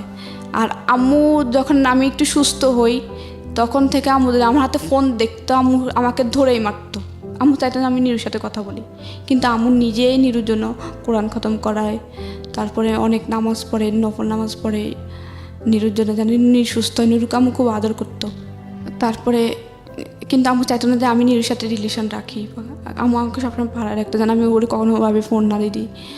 তো নিরু আমার পাশাপাশি যাইতো স্কুলে। তো আমার এলাকায় আমার ওই ভাইটা পুরো দিয়ে রেখেছে যেন আমাকে কোনোভাবে নিরুর আশেপাশে দেখলে বা নিরু আমার আশেপাশে থাকলে যেন ভাইয়াকে ইনফর্ম করে। আর ভাইয়া ওই এলাকায় একটু রাজনীতিতে প্রভাবশালী ছিল। তো আশেপাশে দিয়ে মানে আমি রাস্তা দিয়ে গেলে যদি কোনোভাবে দেখতো নিরু আমার পাশে এসে বাড়িতে খবর চলে যেত। তারপর আম্মুকে বকা দিত। আম্মু আমাকে যখন যেটা পেতো হাতে, অনেক সময় ধরা যাচ্ছে প্লেট আছে প্লেট দিয়ে মারতো, অনেক সময় হাত পাকা ছিল হাত পাকা দিয়ে মারতো, অনেক সময় সুপারি কাটা লোহার যে ছোতরা ওটা দিয়ে মারতো, মানে যখন যেটা হাতে থাকতো ওটা দিয়ে মারতো। তারপরে এই মানে কোনোভাবে চাইতো না যে নিনুর সাথে। তারপরেও আমি লুকাই ওর সাথে কথা বলতাম। বিদেশ থেকে আব্বু ফোন দিয়ে আম্মুকে খুব গালাগালি করে, তোর মেয়ে মান সম্মান ডুবাবে এই সেই অনেক গালাগালি করে। তো বলে যে কি বিয়ে দিয়ে দেবো আর পড়াশোনা করার দরকার নেই, টেস্ট পরীক্ষা দিতে দিবে না। আমি আম্মুকে ঠিক পরীক্ষা 4 দিন আগে বলে যে আম্মু শুধুমাত্র আমাকে মেট্রিকটা পড়তে দাও, তাহলে অন্তত আমি নিজের খরচটা চালাতে পারবো। যদি কোনো তোমার মতো হইলো যেন আমার ফ্যামিলিতে নিজের ফ্যামিলি দেখতে পারি, বিয়ে হোক, হ্যাঁ বিয়ের পরে যেন আমি আমার শ্বশুর বাড়িতে যেয়ে যেন আমার ফ্যামিলি দেখতে পারি। তারপরে অনেক কষ্টে আমাকে রাজি করে টেস্ট পরীক্ষার জন্য রাজি করাই। তারপরে টেস্ট পরীক্ষা দিই, তারপরে হচ্ছে এর 1 মাস আগে কিন্তু আমার পড়াশোনা অফ করে দেয়। তারপরে টেস্ট পরীক্ষাতে 4টা মেয়ে অ্যালাউ হয় শুধুমাত্র, মানে অল বিশেষ পাশ করে 4টা মেয়ে আর ছেলে 6টা 10টা। তো ওইখানে 4 জনের ভিতরে আমি 2 ছিলাম। তারপরে আম্মু খুশি হয়। তারপরে আমি বলে যে কিনা আমি মেয়েকে আমি পরীক্ষা দেওয়া হবে, ও টাকা না দিলে আমি বাপের বাড়ি থেকে এনে দেওয়াবো। তারপরে আমার ফাইনাল পরীক্ষার জন্য ফর্ম ফিল আপের জন্য টাকা দিবে না, তোর মেয়ে কীভাবে পড়বে আমি জানি না, টাকা পয়সা আমি দেবো না। আমি বলেছি কি সারা বছর তো দাও না, এখন তো একটু টাকা বেশি লাগতেছে ফর্ম ফিল আপ, ওটা একটু দাও, সারা বছর তো মেয়েটার বেতন লাগে নাই, কোনো কিছু লাগে নাই। তারপরে দিবেই না, বলে যে কি তোমার মেয়ে তুমি বিয়ে দিয়ে দাও, পড়াশোনা করানো লাগবে না। তারপর আম্মু বড় মামা থেকে ছোটো মামা থেকে নানু থেকে চেয়ে এনে তারপরে আমার ফর্ম ফিল আপ করায়। তারপরে পরীক্ষার জন্য আমি প্রস্তুতি নিই। তারপর ফাইনাল পরীক্ষা দিই। তো যখন ফাইনাল পরীক্ষার প্রথম দিন আমি আমার পরীক্ষার সময় সবাই আম্মুকে জেঠি চাচি সবাইকে পা ধরে সালাম করে যেতাম। আম্মু শিক্ষা দিয়েছিল সবসময় যে কারোর সাথে এখন প্রথম ইন্ট্রোডিউসে সালাম দিবা, অনেক বেশি মুরব্বী হলে পা ধরে সালাম করবা, পরীক্ষার সময় পা ধরে সালাম করবা। তারপরে পরীক্ষার সময় আমি ভাইয়াকে সালাম করতে চাই ভাইয়ার রুমে পরীক্ষার ফার্স্ট দিন, যে ভাইয়া পরীক্ষা দিতে ভাইয়ার সাথে সাথে আমাকে দেখেই কম্বল দিয়ে মুখ ঢাকে ফেলে। তখন শীতকাল ছিল, ফেব্রুয়ারি মাসে। পছন্দ করতো না আপনাকে? আমি তারপরে সালাম দিতে গেলাম যে ভাইয়া পরীক্ষা দিতে যাচ্ছি আমি। তারপর ভাইয়া মুখ ঢাকা অবস্থায় বাইরে বলি যে ভাইয়া আমি পরীক্ষা দিতে যাচ্ছি, দোয়া করেন। তারপর পরীক্ষা দিতে যাওয়ার পরে পরীক্ষা দিই কন্টিনিউ। পরীক্ষাটা ওইভাবে কেউ নিয়ে যেত না, তখন আম্মুর কাছে টাকা ছিল না। আম্মু কী করে স্কুল থেকে একটা বাস করে যে এখান থেকে প্রায় অনেক ছেলে মেয়ে একসাথে একই বাসে আসবে পরীক্ষার হলে নিয়ে দিয়ে আসবে, আবার নিয়ে আসবে একটা বাস। তো আমি ওই বাসে দিয়েছে, কারণ ওই বাসে খরচ কম, এই জন্য কেন যাও। তারপর এইভাবে যাই। আমার খারাপ লাগতো যে পরীক্ষা কেন সবার মা আসতেছে, কারো বাবা আসতেছে, কারো ভাই আসতেছে, কখনো আমার কেউ আসে না। একদিন আমার ক্লাসমেটদের আমার বান্ধবীদের একজন যাইতো, কিন্তু আমার কেউই আসতো না। তারপরে একদিন নিরু আসে, আমি যখন ওরা বললাম যে আমার খারাপ লাগে, তারপর ও ঢাকা থেকে যখন কেমন দিয়ে যায় তারপরে তখন আবার ও যায় কেন্দ্রতে। আচ্ছা, তারপরে পরীক্ষাটা দিই। পরীক্ষার রেজাল্ট আসে, রেজাল্ট তো ভালো হয় না, 4.60 আসে। তারপরে আমি ভাইয়ারে বলি যে ভাইয়া আমি পাস করছি। আমি বলেছি কি তুমি ভাইয়ারে বলো যে ভাইয়া আমি পাস করছি। আমি বলি বড় ভাইয়ারে যে ভাইয়া আমি পাস করছি। ভাইয়া বলে যে কি হ্যাঁ শুনছি, ব্যাস আর কোনো কিছু না। তারপরে আমার খুব খারাপ লাগে যে আমি আমাদের এলাকার মধ্যে ভালো করছি। আমার আগে 2টা মেয়ে ছিল শুধুমাত্র, একটা প্লাস পাইছে আর একটা হচ্ছে 4.83 পাইছে। ওই তারপর আমি ছিলাম 3য়। তারপরে আমার খারাপ লাগে যে আম্মু খুশি, অনেকেই খুশি। আমার ভাই চাচাতো বোনও কিন্তু ভালো রেজাল্ট করে না, 3.23 পায়। তারপরে এত ভালো রেজাল্টের পরও ভাইয়া একটু মোটামুটি ভালো গ্রামের জন্য, ভাইয়া একটু বললো না যে ভালো করছি, সামনে আরও ভালো করি। তারপরে আবার বিয়ের জন্য চাপ দেয়। তারপরে আমি হচ্ছে কি দেখি যে কি আমার কষ্টকে বিয়ে করবে না, আমি আম্মুকে বলি যে আম্মু সরকারি কলেজে। তা আমি বলে যে সরকারি কলেজ হচ্ছে জেলা শহরে, তুই এখান থেকে যাবি কীভাবে, আসা যাওয়ার খরচ। বুঝলাম যে কোনো খরচ হবে না, কিন্তু আসা যাওয়ার খরচ যাতায়াত ভাড়া কোত্থেকে দেবো। বলছি আম্মু একটা ম্যানেজ হয়ে যাবে, তুমি অতটা শুধুমাত্র আমি বাসে যাবো। আমি বাসে উঠতে পারতাম না, তারপর বলতাম যে বাসে যাবো, আমি বাসে উঠলে বমি করতাম। তারপর বললাম তুমি বাসে যাবো আম্মু, আমি সরকারি কলেজে পড়বো, দেখি না যদি চান্স পাই, চান্স পেলে তো লাগবে, আমার সার্টিফিকেটে থাকবে যে গভর্নমেন্ট ওমেন্স কলেজ, কোনো বেসরকারি কলেজ না। তো আম্মু বলে যে কি আচ্ছা, আম্মু না হ্যাঁ এর ভিতরে বলে আচ্ছা ঠিক আছে দেখ। তারপর আমি ফর্ম নেওয়ার পরে আমার আসে, তারপরে আসার পরে আমি ভর্তি হই, আর নানুর থেকে টাকা এনে আম্মু ভর্তি করাই, আম্মুর কিছু টাকা জমানো ছিল। তারপর আবার ওই যে ক্লাস 10 পরীক্ষার পরে, এসএসসি পরীক্ষার পরে একটা উপবৃত্তি দেওয়া হয় জি 2300 টাকার। হ্যাঁ তো আমার খরচ হয়েছিল ভর্তি হইতে 1900 টাকা। তো আমি ওই টাকা দিয়ে ভর্তি, তারপর ওই আসা যাওয়ার খরচ মোটামুটি চলো। তো আব্বু আবার এর ভিতরে আসে, আমার পরীক্ষার মানে ইন্টারে মাত্র ভর্তি হয়েছি, 1 মাস গেল, মানে 3-4 দিন আমি কলেজে গেছি। তারপর বইয়ের লিস্ট দেয়, তারপর নানু আম্মুরে বলে নানু টাকা দেয়, বই কিনি, নতুন বই কিনি। আব্বু হঠাৎ করে আইসে কয়েকদিন পরে বলে যে কি মেয়ে বিয়ে দিয়ে দেবো। আম্মু বলে যে কি মেয়ে মাত্র ভর্তি হলো সরকারি কলেজে, মেয়ে পড়তে দাও। তারপরে কি করে একটা ছেলে আসে দেখতে হঠাৎ করে একদিন। আবার আমি টিউশনই করতাম, এর ফাঁকে ফাঁকে টিউশনই করতাম, একটা 9-এর মেয়ে পড়াতাম। তারপরে হচ্ছে কি আব্বু একটা ছেলে পাঠায় আমাকে দেখার জন্য। তো আমি যেভাবে ছিলাম ওই অবস্থায় ছেলেটা দেখে, ছেলেটা পছন্দ করে। তারপরে হচ্ছে কি গ্রামের মেয়েদের মুখ দেখলে টাকা দিয়ে দেখে, তারপরে হচ্ছে মানে কনে দেখতে হলে তারপর হচ্ছে ওই ছেলেটা আমাকে 500 টাকা দিয়ে যায়। তো আমি কিছু বলি না, আমি যে ভাবির কাছে দিই টাকাটা, ভাবির কাছে দেওয়ার পরে ভাবি টাকাটা রাখে। তারপরে আমি ভাবি আমি বিয়ে করবো না, ছেলেটা আমার পছন্দ হয় না, ছেলেটা পড়াশোনা করে নাই, আমি বিয়ে করব না। তো ভাবি বলে যে ছেলেটা হচ্ছে আনসার বাহিনীতে চাকরি করে, আনসার ক্লাস 10 পর্যন্ত পড়ছে, মেট্রিক পাস করছে, কিছু হবে না, দেখলে তার বিয়ে হয় না, দেখছে। তো আজকে দেখতে আসছে, এর পরের দিন আব্বু নাকি ওদের সাথে কথা বলতে গেছে, ওরা নাকি ডাকছে কথা বলার জন্য। তো এরপর দিন যেদিন দেখতেছি এর পরের দিন রাত্রে 11টার সময় আমি ঘুমাই গেছিলাম। পরের দিন আমার কলেজ ছিল জন্য ঈদের 3 দিন পরে, কোরবানি ঈদের 3 দিন পরে। তারপরে হচ্ছে আমাকে রাত্রে 11টার সময় ঘুম থেকে উঠায় আম্মুর রুমে নেয়, নেওয়ার পরে আমি ঘুম চোখে মানে চোখ ডলতে ডলতে আম্মুর কাছে যায়, যে আম্মু কী হয়েছে, আব্বু ডাকছিল, হ্যাঁ। তারপরে বলতেছে কালকে থেকে কলেজে যাওয়ার দরকার নেই, পরশুদিন তোমার বিয়ে। আমি তো মানে ঘুম চোখে মানে চোখ ডলতেছি, ভাবতেছি ঘুমের ঘোরে কিছু স্বপ্ন দেখতেছি নাকি উল্টাপাল্টা। এরপর আমি ঢুলতেছি, মানে ঘুমের মানে ফিলার ধরে ঢুলতেছি, মানে ঘুম পড়ে যাবো অবস্থায়।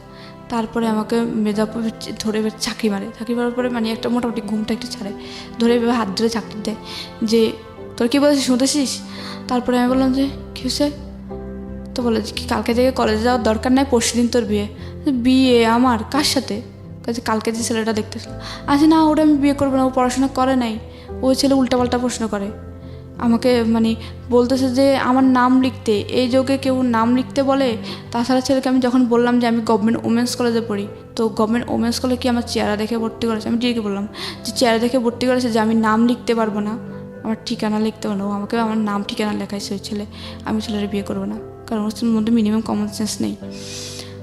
তো বললো যে কে এত কমন সেন্স খোঁজা লাগবে না, এই মুহূর্তে যেটা বলছি সেটা মাথায় ঢুকে নাও, আর তুমি এটার জন্য প্রস্তুত থাকো, কালকে থেকে কলেজে যাওয়া লাগবে না, কালকে তোমার গায়ে হলুদ, পরশুদিন তোমার বিয়ে। আচ্ছা আমি বিয়ে করবো না, বিয়ে না করলে এই মুহূর্তে তোর মাকে ডিভোর্স দিব, এই মুহূর্তে এখনই তোর মাকে নিয়ে যেদিকে 2 চোখ যায় তুই বের হয়ে যাবি। আমি বললাম যে এখানে মাকে টানতেছেন কী জন্যে। আব্বুরে বললাম আমি বিয়ে করব না, আর আপনি তো আমার খরচ চালাচ্ছেন না পড়াশোনার, আমি আপনাদের বাড়িতে থাকতেছি আর খাইতেছি, ওটা আমি আপনাদের কাজের মেয়ের মতো যতটুকু ঘরের কাজ করে দিচ্ছি, ওই ক্ষেত্রে কাজের মেয়েরা কিন্তু ঘরের থেকে কাজ করে খায়, আবার টাকাও নেয়। আমি তো আপনাদের থেকে 1 পয়সাও নিচ্ছি না, শুধুমাত্র কাজ করে দিচ্ছি টুকটাক, আর খাচ্ছি আর থাকতেছি, এইটুকুই। তো পড়াশোনার খরচটা তো চালাচ্ছেন না, তো পড়াশোনাটা করতে দেন। তো বলো যে কি না পড়াশোনা করা লাগবে না, আমি যেটা বললাম আমি কথা দিয়ে আসছি বিয়ে যদি না করতে চাও এই মুহূর্তে তালাক দিব।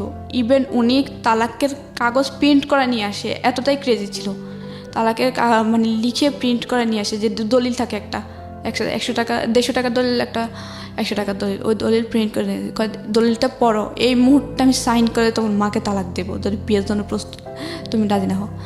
তখন আমি আম্মুর দিকে তাকাচ্ছি, আম্মু কান্নাকাটি করতেছে। তখন আমি যখন ইন্টার ফার্স্ট ইয়ার পড়ি মোটামুটি বুঝি যে মার এ বয়সে তালাক মানে কি, মানে মান সম্মান পুরোটাই যাবে। তখন আমি অনেক চাপের মুখে পড়ে আম্মুর দিকে তাকাই। তখন 11টা থেকে রাত 2টা পর্যন্ত আমি অনেক কান্না করি। এরপরে আম্মু অনেক বুঝে বলে যে কি থাকবে, এর জন্য পুরো রাজি হয়ে যা। তারপরে আমি বলি আচ্ছা মা, তোমার যা ইচ্ছা তুমি তাই করো। তারপরে আমি শুধুমাত্র আম্মুর ডিভোর্সটা ঠেকানোর জন্য বিয়েতে রাজি হই। আর নিরুকে ফোন দিই যে আমাকে এভাবে বিয়ে দিয়ে দিচ্ছে, এভাবে। আমি ছেলের নাম জানি না, কিন্তু ছেলেটা হচ্ছে শান্তিনগর, মানে পাশের গ্রামের শান্তিনগরের ছেলেটা। আমি জানি না যে ছেলেটার নাম কি, কোন বাড়ির কি, কিচ্ছু জানি না।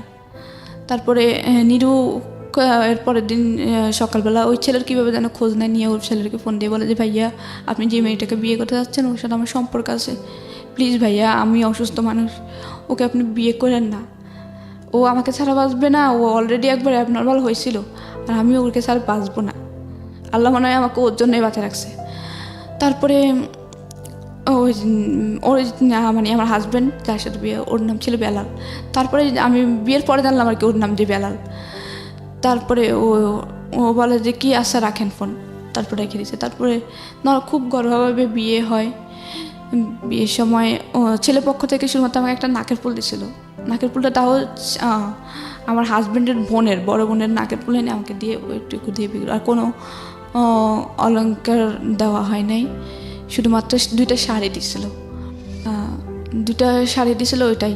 তারপরে আমি বলি যে আম্মু আবার এটা বলছিলাম যে আম্মু আমি বিয়ে করতে পারি এক শর্তে, বিয়ের পরে ছেলে যেন আমাকে পড়াশোনা করায়।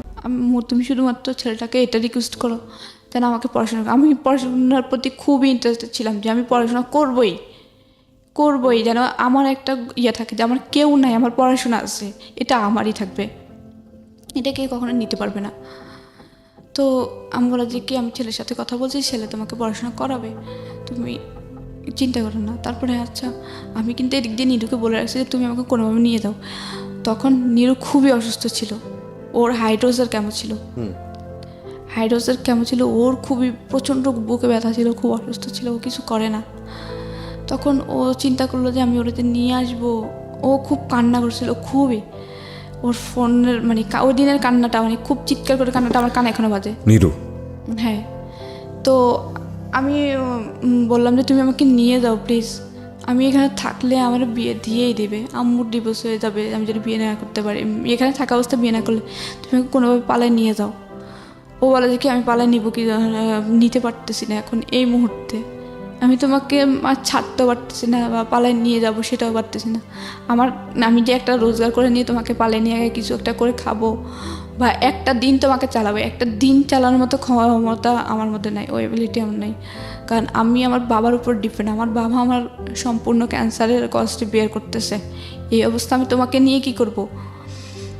আমার নিজের রাস্তায় পড়ে মরতে হবে, কারণ আমার ক্যান্সার চিকিৎসা না করলে আমি শেষ। তারপর ও খুব কান্নাকাটি করে। তারপরে আমার নর্মালভাবে বিয়ে হয়, আমার 2টা বান্ধবীকে দাওয়াত দিই, আমি খুবই কান্নাকাটি করি। আমার 2 দিনের কান্নায় মানে সারাক্ষণ চোখ দিয়ে পানি পড়ে। তারপর চোখ মুখ ফুলেছিল, আমি ওই ছেলের মুখের দিকে কিন্তু তাকাইনি যখন ও আমি দেখতে আসে। তারপর নামও জানতাম না। তারপরে বিয়ে হওয়ার পরে ওকে যখন সদরে দেয়, মানে সদর বলতে জামাই করে নেয়, তো নেওয়াটা শেষ হলো। তারপরে হচ্ছে কি কথা ছিল যে আমাকে উঠে নিবে না, আরও 3 মাস পরে উঠে নিবে, বা ছেলেও থাকবে না। তারপরে ছেলে থাকবে না, তারপরে কি ছেলে হঠাৎ করে বলতেছে যে বিয়ের কাজ সম্পূর্ণ সন্ধ্যার পরে বলতেছে কি ছেলে আজকে যাবে না, ছেলে থাকবে এখানে, মেয়ের সাথে থাকবে। তারপরে রাত্রে 11টার দিকে মানে নর্মালিভাবেই ওর সাথে আমাকে দেয়, মানে বাসুরে দেওয়ার পর আমি ওর নাম জানতাম না। তারপরে ভাবি বললো যে ভাবি ছিল আমার, ভাবি আমাকে বললো যে ওকে সালাম করো। আমি নর্মালি ওকে সালাম করলাম, করার পরে ভাবি চলে গেল। তারপর দরজাটা অফ করলো, আমি ওর নামও জানি না তখন পর্যন্ত। আর ও আমাকে প্রথম বললো যে কি কালকে আমাকে একটা ছেলে ফোন দিয়েছিল, ওর ডিরেক্ট প্রথম কথা এটা, ভাবির যে রুম থেকে বের হয় ও সোজা এটাই কথা ছিল যে কালকে একটা ছেলে আমাকে ফোন দিয়েছিল, ছেলেটার নাম নিরু বলছিল। ছেলেটা বলছিল তোর সাথে নাকি ওই ছেলের সাথে সম্পর্ক ছিল, এটা কি সত্য? তাই আমি ওর সাথে লুকাই না, কারণ ওর সাথে যখন আমার বিয়ে হয়েই গেছে তখন আমি ওর কাছে বলি যে হ্যাঁ সম্পর্ক ছিল, জাস্ট এটা বললাম যে সম্পর্ক ছিল। আমার এখনো মনে পড়ে ও আমাকে এত পরিমাণ থাপ্পড় দিছে, মানে একটা মেয়ের জীবনে স্মরণীয়। বাসর রাতেই? তখন পর্যন্ত আমি ওর নাম জানি না, ওর সাথে আমার প্রথম কথা এটাই ছিল, ওর সাথে আমার বলা প্রথম কথা এটাই যে হ্যাঁ ছিল হাজব্যান্ড ওয়াইফে আমার প্রথম ইন্ট্রোডিউস। আমি ভাবলাম যে শুরুটা হয়তো অনেক সুন্দরভাবে হবে, যে ও আমার নাম জিজ্ঞেস করবে বা জিজ্ঞেস করবে যে আমি ভবিষ্যতে কী হতে চাই, আমাকে ওইভাবে করতে যাবে, যে আমি কী হতে চাই আমাকে ওই বানানোর চেষ্টা করবে, যে পড়াশোনা কন্টিনিউ করবো। আমাকে প্রথমে জিজ্ঞেস করলো যে তোর নাকি একটা ছেলের সাথে সম্পর্ক ছিল, ছেলে আমাকে ফোন দেয়। বলার পরে আমি বললাম যে হ্যাঁ ছিল। ও আমাকে এত পরিমাণে থাপ্পড় দেয়, মানে থাপ্পড়ের পর থাপ্পড়, 2 হাত দিয়ে দিয়েছে, 2 গালেই দিতেই ছিল। আমি খুব জোরে কান্না করি তখন। করার পরে ও আমাকে বালিশ চাপা দিয়ে মুখের মধ্যে বালিশ চাপা দিয়ে ধরে বলে যে গলার সাউন্ড যেন রুম থেকে বেরোয় না যায়। আমি খুব কান্না করতেছিলাম, কিন্তু আমার ওই পাশের রুম থেকে আমি এত জোরে কান্না করতেছিলাম, থাপ্পড়ের আওয়াজ কিন্তু শোনা যাচ্ছিল, আমার ভাবি শুনতেছিল। শোনার পরে মানে আমার প্রথম ওর সাথে আমার প্রথম মিটেই খুব খারাপ একটা ধারণা আমার মধ্যে জেগে যায় যে ও আমার প্রথম শব্দতেই থাপ্পড়। আমার প্রথম একটা কথায় আমি ওর তো সত্য বলছিলাম, কারণ আমি যদি ওর মিথ্যে বলি হয়তো ও পরে শুনলে আমাকে অবিশ্বাস করবে যে আমার কাছে লুকাইছিস কেন। এই জন্য আমি সত্যটা বলার পরে আমি ছাপটা মেরে ফেলে নিঃশ্বাস নিয়ে তারপরে বললাম যে আমাকে সত্য বলা একটা অপরাধ ছিল। তারপর আমাকে মানে জোর করে ফিজিক্যাল রিলেশনে জোড়ায়, আর ওটাতে আমার কোনোভাবে ইচ্ছে ছিল, কারণ ও প্রথম অবস্থায় থাপ্পড় মানে এতে আমার কোনো ইচ্ছে ছিল না, কারণ আমার তখনই ওর মধ্যে যে ওর প্রথম মিটে যে আমাকে থাপ্পড় মারতে পারে, ওর প্রতি আর কী ধারণা জন্মাবে। আমার ওটাতে কোনোভাবে ইচ্ছে ছিল না যে ওর সাথে আমার ওই ধরনের কোনো কিছু হোক। তারপর ওর জোর করে ফিজিক্যাল রিলেশন হওয়ার পরে সকালবেলা যখন ঘুম থেকে উঠার পরে আমার অবস্থা খুবই খারাপ, খুবই। ও আমার এমন অবস্থা করছিল, মানে আমার ভাবি, তারপরে আমার আম্মু আম্মু মানে লজ্জায়, ভাবি লজ্জায় আর কি, যে বলবে যে কালকে বিয়ে হয়েছে আজকে হসপিটালে অ্যাডমিট করতেছে, ওহো, লজ্জায় আর ভর্তি করে না হসপিটালে। ও আমার এমন অবস্থা করছিল। তারপরে আমি হাঁটতেই পারতেছিলাম না। তারপরে আমার ভাবি আমাকে কী করে, আমাদের পাশের বাড়ির আরেকটা ছেলে দিয়ে ভাবি এমনিতে ফার্মেসি থেকে পেইন কিলার এনে খাওয়ায়। তারপরে ভাবি ওকে ডাকে কিছু নাস্তা করার, সকালে নাস্তা হয়, নাস্তা করার পরে ভাবি ডাকে, বলে যে কি ভাই আপনি মানুষ, প্রথম মিটে ওরে আপনি এত মারা হাসছেন, তারপরে এমন অবস্থা, আপনি কি মানুষ নাকি? জীবনের পাইতেন না? ও তো আপনারই, আপনি কি ওকে একদিনের জন্য পাইছেন যে একদিনের জন্যই ইয়ে করে মেরে ফেললাম বাস শেষ? ও তো আপনার সারা জীবনেরই। আপনি ওর প্রথম অবস্থায় এমন অবস্থা করলেন, লজ্জায় তো কিছু বলতে পারতেছি না, কিছু করতে পারতেছি না। এরপরে ও তখন নিচের দিকে তাকায় থাকে। তারপর আম্মু বলে যে দেখো আমার মেয়েটারে আমি 7 মাস বয়সে পাই, ও আবার আমার এটা জেনে বিয়ে করে যে আমি দত্তক নেওয়া। আমি ওরা অনেক কষ্টে মানুষ করছি, অনেক কষ্টে এই পর্যন্ত আনাইছি। ওর খুব ইচ্ছা পড়াশোনা করার, তুমি প্লিজ ওর পড়াশোনা করে। তারপর বললো যে আচ্ছা ঠিক আছে করাবো। ও আবার আম্মুকে একটু রেসপেক্ট করতো, আব্বুকে রেসপেক্ট করতো। তারপরে এরপরের দিন ও থাকার পরে এরপরের দিন আমি ওর সাথে আর ওইভাবে কথা বলি না। তারপরে ও বলে যে কি কালকে রাত্রের জন্য সরি। তা আমি বললাম যে এটা কোনো মানুষের আচরণ? আপনি আমাকে নর্মালি জিজ্ঞেস করতে পারতেন, আপনি আমাকে মেরে কী মজা পেয়েছেন বলেন তো, আমাকে এতগুলো থাপ্পড় মেরে কী মজা পেয়েছেন বলেন তো। তো বলে যে কি মারছি, প্রেম করছিস কী জন্যে? তো বলে যে সম্পর্ক কয় বছর ছিল? আমি 4 বছর। ওর সাথে সাথে মুখ ঘুরাই ফেলে কয় যে 4 বছরের সম্পর্ক, কী না কী হয়েছে আল্লাহ জানে। কিন্তু নিরু কখনো আমাকে টাচও করে নাই, অনেস্টলি বলতেছি, নিরু কখনো আমাকে টাচও করে নাই। ও একদম খুবই ভালো ছিল, নামাজ পড়তো 5 ওয়াক্ত। তারপর ওর ক্যান্সার ছিল, ও কখনো ওই ধরনের কিছু ধরতো না, খুবই ভালো ছিল। আমরা সুযোগে পেতাম না কোনোভাবে, কেউ যদি দেখতো রাস্তা দিয়ে স্কুলে যাইতে কথা বলতাম, সাথে সাথেই বাড়িতে মাইর খেতাম প্রচুর। তারপরে আমার বিয়েটা হয় 14 সালের 14ই অক্টোবর। তারপরে 14 সালের 14ই অক্টোবর বিয়ে হয়। তারপর আমাকে এর 1 মাস হয় নাই, 7 তারিখে 7 নভেম্বর ওদের বাড়িতে নেওয়ার কথা হয়। তারপরে নিয়ে যাবে, তো আবার তখনই চলে যাবে। বিয়ের 2 দিন পরে আবার চট্টগ্রাম চলে আসলো, ডিউটি চট্টগ্রাম বন্দরে ছিল, আনতার বাহিনীতে ছিল, তো চলে যায়। এরপরে ও ফোন দিয়ে বলে যে কি পড়াশোনা অফ। আমি তো পুরো আকাশ থেকে পড়লাম যে ও বলছিল যে পড়াশোনা করাবে, আম্মুরে বলছিল, ও আমাকে অর্ডার দিয়েছিল। আমার নতুন বই, একদম বইটা আমি 2 দিন আগে কিনছিলাম ঠিক, নানু থেকে টাকা নিয়ে। 2 দিন আগে কেনা বই আমার খুব খারাপ লাগতো বইগুলোর দিকে তাকায়, যে আমার খুব স্বপ্ন ছিল যে সায়েন্স থেকে পড়বো।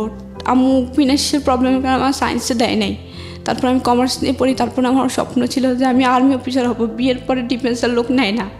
তারপরে আমার খুব ইচ্ছা ছিল, খুবই ইচ্ছা ছিল যে আমি এমন কিছু, তারপরে ভাবলাম যে তারপরে আমি পড়াশোনাটা কন্টিনিউ করব, তারপর আমি কিছু একটা করব। তারপর আমার পড়াশোনাটা অফ করে দেয়। অফ করার পরে আমি আর ফোনে বলে যে কেউ পড়াশোনা অফ, আমাকে ফোন টোন দেয় না, আম্মুর ফোন দিয়ে কথা বলতাম। তারপরে হচ্ছে কি ওদের বাড়িতে নিয়ে যাওয়ার পরে আমি কিন্তু কখনো ধান সিদ্ধ করি নাই। আমাদের ধান সিদ্ধ করতাম, আমাদের ধান হয়তো অনেক বাড়িতে, কিন্তু ধানগুলো বিক্রি করে দিত, বিক্রি করে দিয়ে চাল কিনে আনতো। তারপর ওদের বাড়িতে যাওয়ার পরে ওর হচ্ছে 3 ভাই, ও হচ্ছে সবার ছোট, ওর মা বাবা খুবই বৃদ্ধ ছিল। তো আমি ওদের বাড়িতে যাওয়ার পরে আমি নিয়ে নিলাম যে আমার তো ওরাই ফ্যামিলি। তারপর আমি ওর সাথে কিন্তু আমার ভালো আন্ডারস্ট্যান্ডিং ছিল না, আমার কষ্ট কোনো কিছু আমি ওর সাথে শেয়ার করতাম না, কারণ আমাকে কথায় কথায় মারতো, খারাপ ব্যবহার করতো, বলতো যে তোর বয়ফ্রেন্ডের সাথে কী না কী হয়েছে, ওই সেই বাজে কথা বলতো। আমি কখনোই আমার কোনো আনন্দ কোনো কষ্ট ওর সাথে শেয়ার করতাম না। আচ্ছা, খুব স্বাভাবিক সেটা। হ্যাঁ, কারণ ওর প্রথম দিনে ওর মায়েরটা আমার মনে আছে, ওর প্রথম দিনে ওর প্রতি আমার খারাপ ধারণা, একটা ঘৃণা। তারপরে ওদের বাড়িতে যখন নিয়ে যায়, যখন প্রথম দিন যাই, প্রথম দিনের পর থেকে কোনো দিন আমার শ্বশুর শাশুড়ির একটা কাপড় কেউ ধুইতে দিতে পারে না, আমি ধুইছিলাম সব সময় যতদিন ছিলাম। আমরা সংসার জীবন ছিল অনলি 6 মাসের। তো যখন আমি ওদের বাড়িতে যাই তখন এত পরিমাণ কাজ আমার উপর চাপাই দিছে, এত পরিমাণ, আমি জীবনে এত কাজ করছি, এত কাজ, একা একটা সংসার সামলানো। তারপর বড় যার হচ্ছে 5টা ছেলে মেয়ে, ছোটো যার হচ্ছে 3টা ছেলে মেয়ে, 8টা ছেলে মেয়ে। সকালে উঠে ওদের 8 জনের জন্য রুটি, আমার শ্বশুর শাশুড়ির জন্য রুটি, এতগুলো রুটি বানাইতে আমি পড়ে যেতাম, বানাইতে আমার পুরো টায়ার্ড হয়ে যেতাম, কারণ খালি পেটে এত রুটি বানানো যায় না। সকালে ঘুম থেকে সেই ভোরবেলা উঠেই এত কাজ করার পরে যখন একটু খাওয়ার টাইম হতো, তখন আমি খাবো সবার লাস্টে, তখন বলতো যে কেউ যদি এসে জিজ্ঞেস করতো যে বউ যে সকাল থেকে, ধর নতুন বউ অনেকে দেখতে আসতো, তখন বলতো যে কি বউ সকাল থেকে কাজ করতেছে, নাস্তা খাইছো? তো আমার শাশুড়ি বলতো যে সকাল থেকে এখনো কোনো কাজে হয় নাই, কাজ না করলে কি খিদে লাগে? সকাল থেকে উঠে ঘর ঝাড়ু দেওয়া, উঠান ঝাড়ু দেওয়া, গ্রামের পরিবেশ, তারপরে হচ্ছে প্লেট বাটি হাঁড়ি পাতিল এগুলো ধোয়া, তারপরে হচ্ছে সকালের যে ফ্রেশ পানি থাকে পানি উঠানো পুকুর থেকে, তারপরে হচ্ছে রুটি বানানো, না তারপরে ভাজি টাজি বানানো। এরপরে আমার শাশুড়ি বলতে যে সকাল থেকে এখনো কোনো কাজে হয় নাই, কাজ না করলে কি খিদা লাগে, এখনো খাওয়ার সময় হয় নাই। আমার ওই জিনিসটা খারাপও লাগতো, আবার হাসিও পেতাম যে লাইক জোক, আর যে কাজ না করলে নাকি খিদা লাগে না। তারপরে হচ্ছে সকাল থেকে এত কাজ হয়েছে, তারপর বলতেছি না এত খাওয়ার এত পরিমাণ কষ্ট দিয়েছে, ছোট্ট একটা রুটিও নিতে, রুটিটা ভাগ করে অর্ধেকটা দিতে আমার খুব খারাপ হয়, কারণ যখন অনেক বেশি পরিশ্রম হয় তখন খাবারটা ডিপেন্ড করে, খাবারটা অনেক তাড়াতাড়ি একটু তাড়াতাড়ি খিদা লাগে, কিন্তু খাবারটা চাইতাম টাইম মতোই খাইতে বলতাম। আমার না দেওয়া ছাড়া আমার একটা ছোটোবেলা থেকে অভ্যাস যে আমাকে কেউ বেড়ে না দিলে আমি নিজের হাত দিয়ে কোনো খাবার নিয়ে খাই না। তখন আমি নিজে থেকে আমার আম্মু শৃঙ্খলা শিখেছিল ওই বাড়িতে থাকা অবস্থায়। আমার বলতো যে কি তোমার ভাবি যখন বেড়ে দিবে তখন খাবা, বা আমি বেড়ে দিলে তারপরে খাবা, নিজের হাত দিয়ে খাবা না। তো ওই থেকে যখন ওই শ্বশুর বাড়িতে তখন আমি শাশুড়ি দেওয়া ছাড়া খেতাম। তো তারপরে আমি সব কিছু রান্না করতাম। ধান সিদ্ধ করতে দেয়, অনেকগুলো ধান সিদ্ধ, 27 মণ ধান সিদ্ধ করি একা একা, ধান অনেক দূরে মাঠে নিয়ে যেতাম, করতাম। তারপরে একদিন আবার শ্বশুর বাড়িতে প্রথম মাস যেটা, তো প্রথম দিন হচ্ছে কি আমি আমার শ্বশুরকে দুপুরবেলা ডাকি যে আব্বা উঠেন, খেতে উঠেন। তারপর উনি উঠতেছেন, দেখে উঠেন না, খাবেন না। আমি এটা বললাম যে পরের বার আব্বা ডাকি নাই কেন, শুধুমাত্র এই ইস্যুটা যে পরের বারও কেন আমি আব্বা উঠেন না বলি নাই। প্রথম বললেন যে আব্বা উঠেন, খাবেন না, তারপর বললো আব্বা উঠেন না, খাবেন না। আব্বা উঠেন খাবেন না এটা বলছি, আব্বা বলি নাই কেন। ও এর আব্বা বলিস না কেন, তোর বাপ না রেখে বাপ বলতে গিয়ে আমি তো এটা কখনোই মনে করি, আমি তো আব্বা আম্মা বলে ওদেরকে সম্বোধন করি।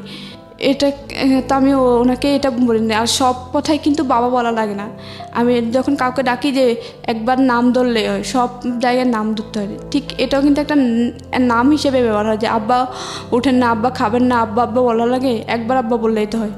ও আমাকে সাথে সাথে ওই যে নারকেল গাছের যে কোদা থাকে এত মারছে, ওরা যে কি আব্বা ডাকিসটা আবার বলে যে কি সব কথা বলা লাগে, তুই কি অনেক বেশি বুঝিস, এত মারামারি হচ্ছে। এরপরে আমি পাটি বুনতে পারতাম, যে শীতল পাটি। তখন আমাকে হয়তো মাস শেষ হলে 2 দিনের জন্য বাড়িতে যেতে দিত আম্মুর কাছে। তো মাস শেষ হয়েছে, আমি বললাম কি বাড়িতে যাব কালকে, যাব কি? তো বলে যে কি আচ্ছা যাইস। তারপরে যখন আমার শাশুড়ি জিজ্ঞেস করলো তুমি কি পাটি বুনতে পারো? আমি বলছি হ্যাঁ পারি, কিন্তু এমনিতে কেউ থেকে শিখি নাই। বড় আপু পারতো, কিন্তু বড় আপু কখনো আমার শিখেতো না, উনি আমার সামনে বানাতো না। এমনিতে আমি দেখে দেখে পারি, যে পাটি বানানো শেষ হয়ে গেছে, পাটিটা টানা আছে, ওখান থেকে দেখে দেখে পারতাম, শিখে গেছি। ও বলার পরে সাথে সাথে ও পাটি বোনার যে গাছ থাকে ওই গাছ কাটা শুরু করে দিয়েছে, যেন আমি বাড়িতে না যেতে পারি। তারপরে আমার বাড়িতে যেতে খুব বিয়ে করতো, কারণ এখানে আমি খুবই অত্যাচারিত ছিলাম, খুব মারতো। আর আমার শাশুড়ি খুব মিথ্যে কথা বলতো ওর কাছে। তারপরে পাটি বোনার গাছ কাটে, তারপরে আর যাওয়া হয় না বাড়িতে। তারপরে ওগুলো ছিলে টেলে শুকায় টুকে পাটি বানাতাম। একটা পাটি বানাইছিলাম 5 আছে 6টা, একটা বানাইছে, আর একটা বানানো অর্ধেকটা বানাইছে। বানানোর পরে ও আমার শাশুড়ি প্রতিনিয়ত মিথ্যে কথা বলে, ও এই জন্যই আমার ওর চিটাগং থাকা অবস্থায় আমার সাথে খারাপ ব্যবহার করতো। তারপরে একদিন সন্ধ্যার সময় পাটি বুনতেছি, বোনার পরে মাগরিব আজান দিয়ে তো উঠে যেতাম যে আর নামাজ পড়তে হবে। তো মাগরিব আজান দিয়েছে, আমি উঠছি, তখনই ও ফোন দিয়েছে। ফোন দেওয়ার পরে তখন আমি ফোন রিসিভ করে কথা বললাম। তারপরে কথা বলে ও বলে যে কি মার কাছে দাও, তো আমি মার কাছে দিলাম। ওরা আমার সাথে কথা বলছে। তো আমি অনেকক্ষণ তো মানে নিচে বসেছিলাম, মাটিতে বসেছিলাম, তো পাথরে। এখন আমার কোমর ব্যথা করতেছে, একটু খাটে বসলাম, আমার শাশুড়ির খাটে। তো উনি নিচে বসে নামাজ পড়বে বলে বসে আছে তফসিরে। উনি নামাজের বিছনায় বলতেছে তোর বউ এখনো পর্যন্ত একটা পাতি মানে বিছনার একটা পাতা গাঁথে নাই, মানে চিকন যে পাতা থাকে ওই পাতা একটাও গাঁথে নাই। ও সারাদিন একটা কাজও করে না, একটা পাতাও গাঁথে নেই। আমি মাত্র পাতা গেঁথে উঠলাম, মাত্র ও ফোন দেওয়ার পরে উঠলাম। মাগরিব আজান দিচ্ছে, এখন নামাজ পড়তে হবে, হাঁস মুরগি ঢুকাতে হবে, তারপর পানি টানি ঢুকাতে হবে, এজন্য। তো উনি এটা বললে, তারপর বললো যে ও মানে ফোনে একটু ভলিউম বড় ছিল, শোনা যাচ্ছিল যে ও কি বলতেছে। তারপর বলছে ও একটা কাজ করে না, কমপ্লেইন করেছে আপনারা এই জিনিসটা? হ্যাঁ, কমপ্লেইন করার পরে তারপরে উনি যখন ফোনটা খাটের উপরে রাখবে, নিচে বসে নামাজ পড়তেছিল, নিচে থেকে ফোনটা উপরে রাখতে যে দেখে যে আমি খাটের উপরে বসে আছি। আমি কিছু মনে করি, আমি হাসতেছি ওনার দিকে তাকায় যে উনি মিথ্যে কথা বলতেছে। শাশুড়ি? হ্যাঁ, উনি আমাকে দেখে একটু ছোটো খেয়ে যায় যে মিথ্যে বললো। নামাজের পার্টিতে বসে? নামাজের পার্টিতে বসে মিথ্যে বললো, একটু ছোটো খেয়ে দেয়। তখন দেখা যায় আমি ওনার দিকে তাকায় হাসতেছি। তখনই আমি মানে কেন জানি খুব হাসি আসলো যে উনি নামাজের পার্টিতে বসে মিথ্যে কথা বলতেছে, তাও আমি মাত্র উঠলাম পার্টি বানায়। একটা 5 হাতে 6 হাতে পার্টি বুনতে অনেক সময় লাগে। পার্টি কি আপনারা বিক্রি করতেন? না, বিক্রি করতে বলতে কি ওই তখন পার্টি ছিল না, খাটের মধ্যে বিছানো আমাদের নিজেরা ব্যবহার করার জন্য। নিজের ব্যবহার জন্য আমার বড় ননসের জন্য, ছোট ননসের জন্য 2টা বানাইতে হবে, আর আমাদের জন্য। তো তখন উনি মিথ্যা কথা বলার পর আমি হাসলাম, উনি আমার দিকে তাকাই এবার হাসি দিল। হাসি দেওয়ার পরে তারপরে নামাজের পরে ও তো জানে আমি এখন নামাজ পড়বো, তো নামাজ পড়লাম, কাজটা শেষ করলাম। শেষ করার তারপরে ও ফোন দিছে। আবার ফোন দিয়ে বলে কি তুই নাকি একটা কাজও করিস না, মা বসে বসে পার্টি বানায়। তারপরে আমি বললাম তোমার মাকে চোখে দেখে পার্টি বনবে, এটা বললাম। তোমার তো চোখে দেখে না, পার্টি বনবে কীভাবে? তাহলে একটা পার্টি যে বোনা হয়েছে ওটা কে বনছে বলো তো? আর একটা পার্টি যে অর্ধেকটা বানাইছে, 3 হাত বানানো হয়েছে, তাহলে ওটা কে বানাইছে বলো তো?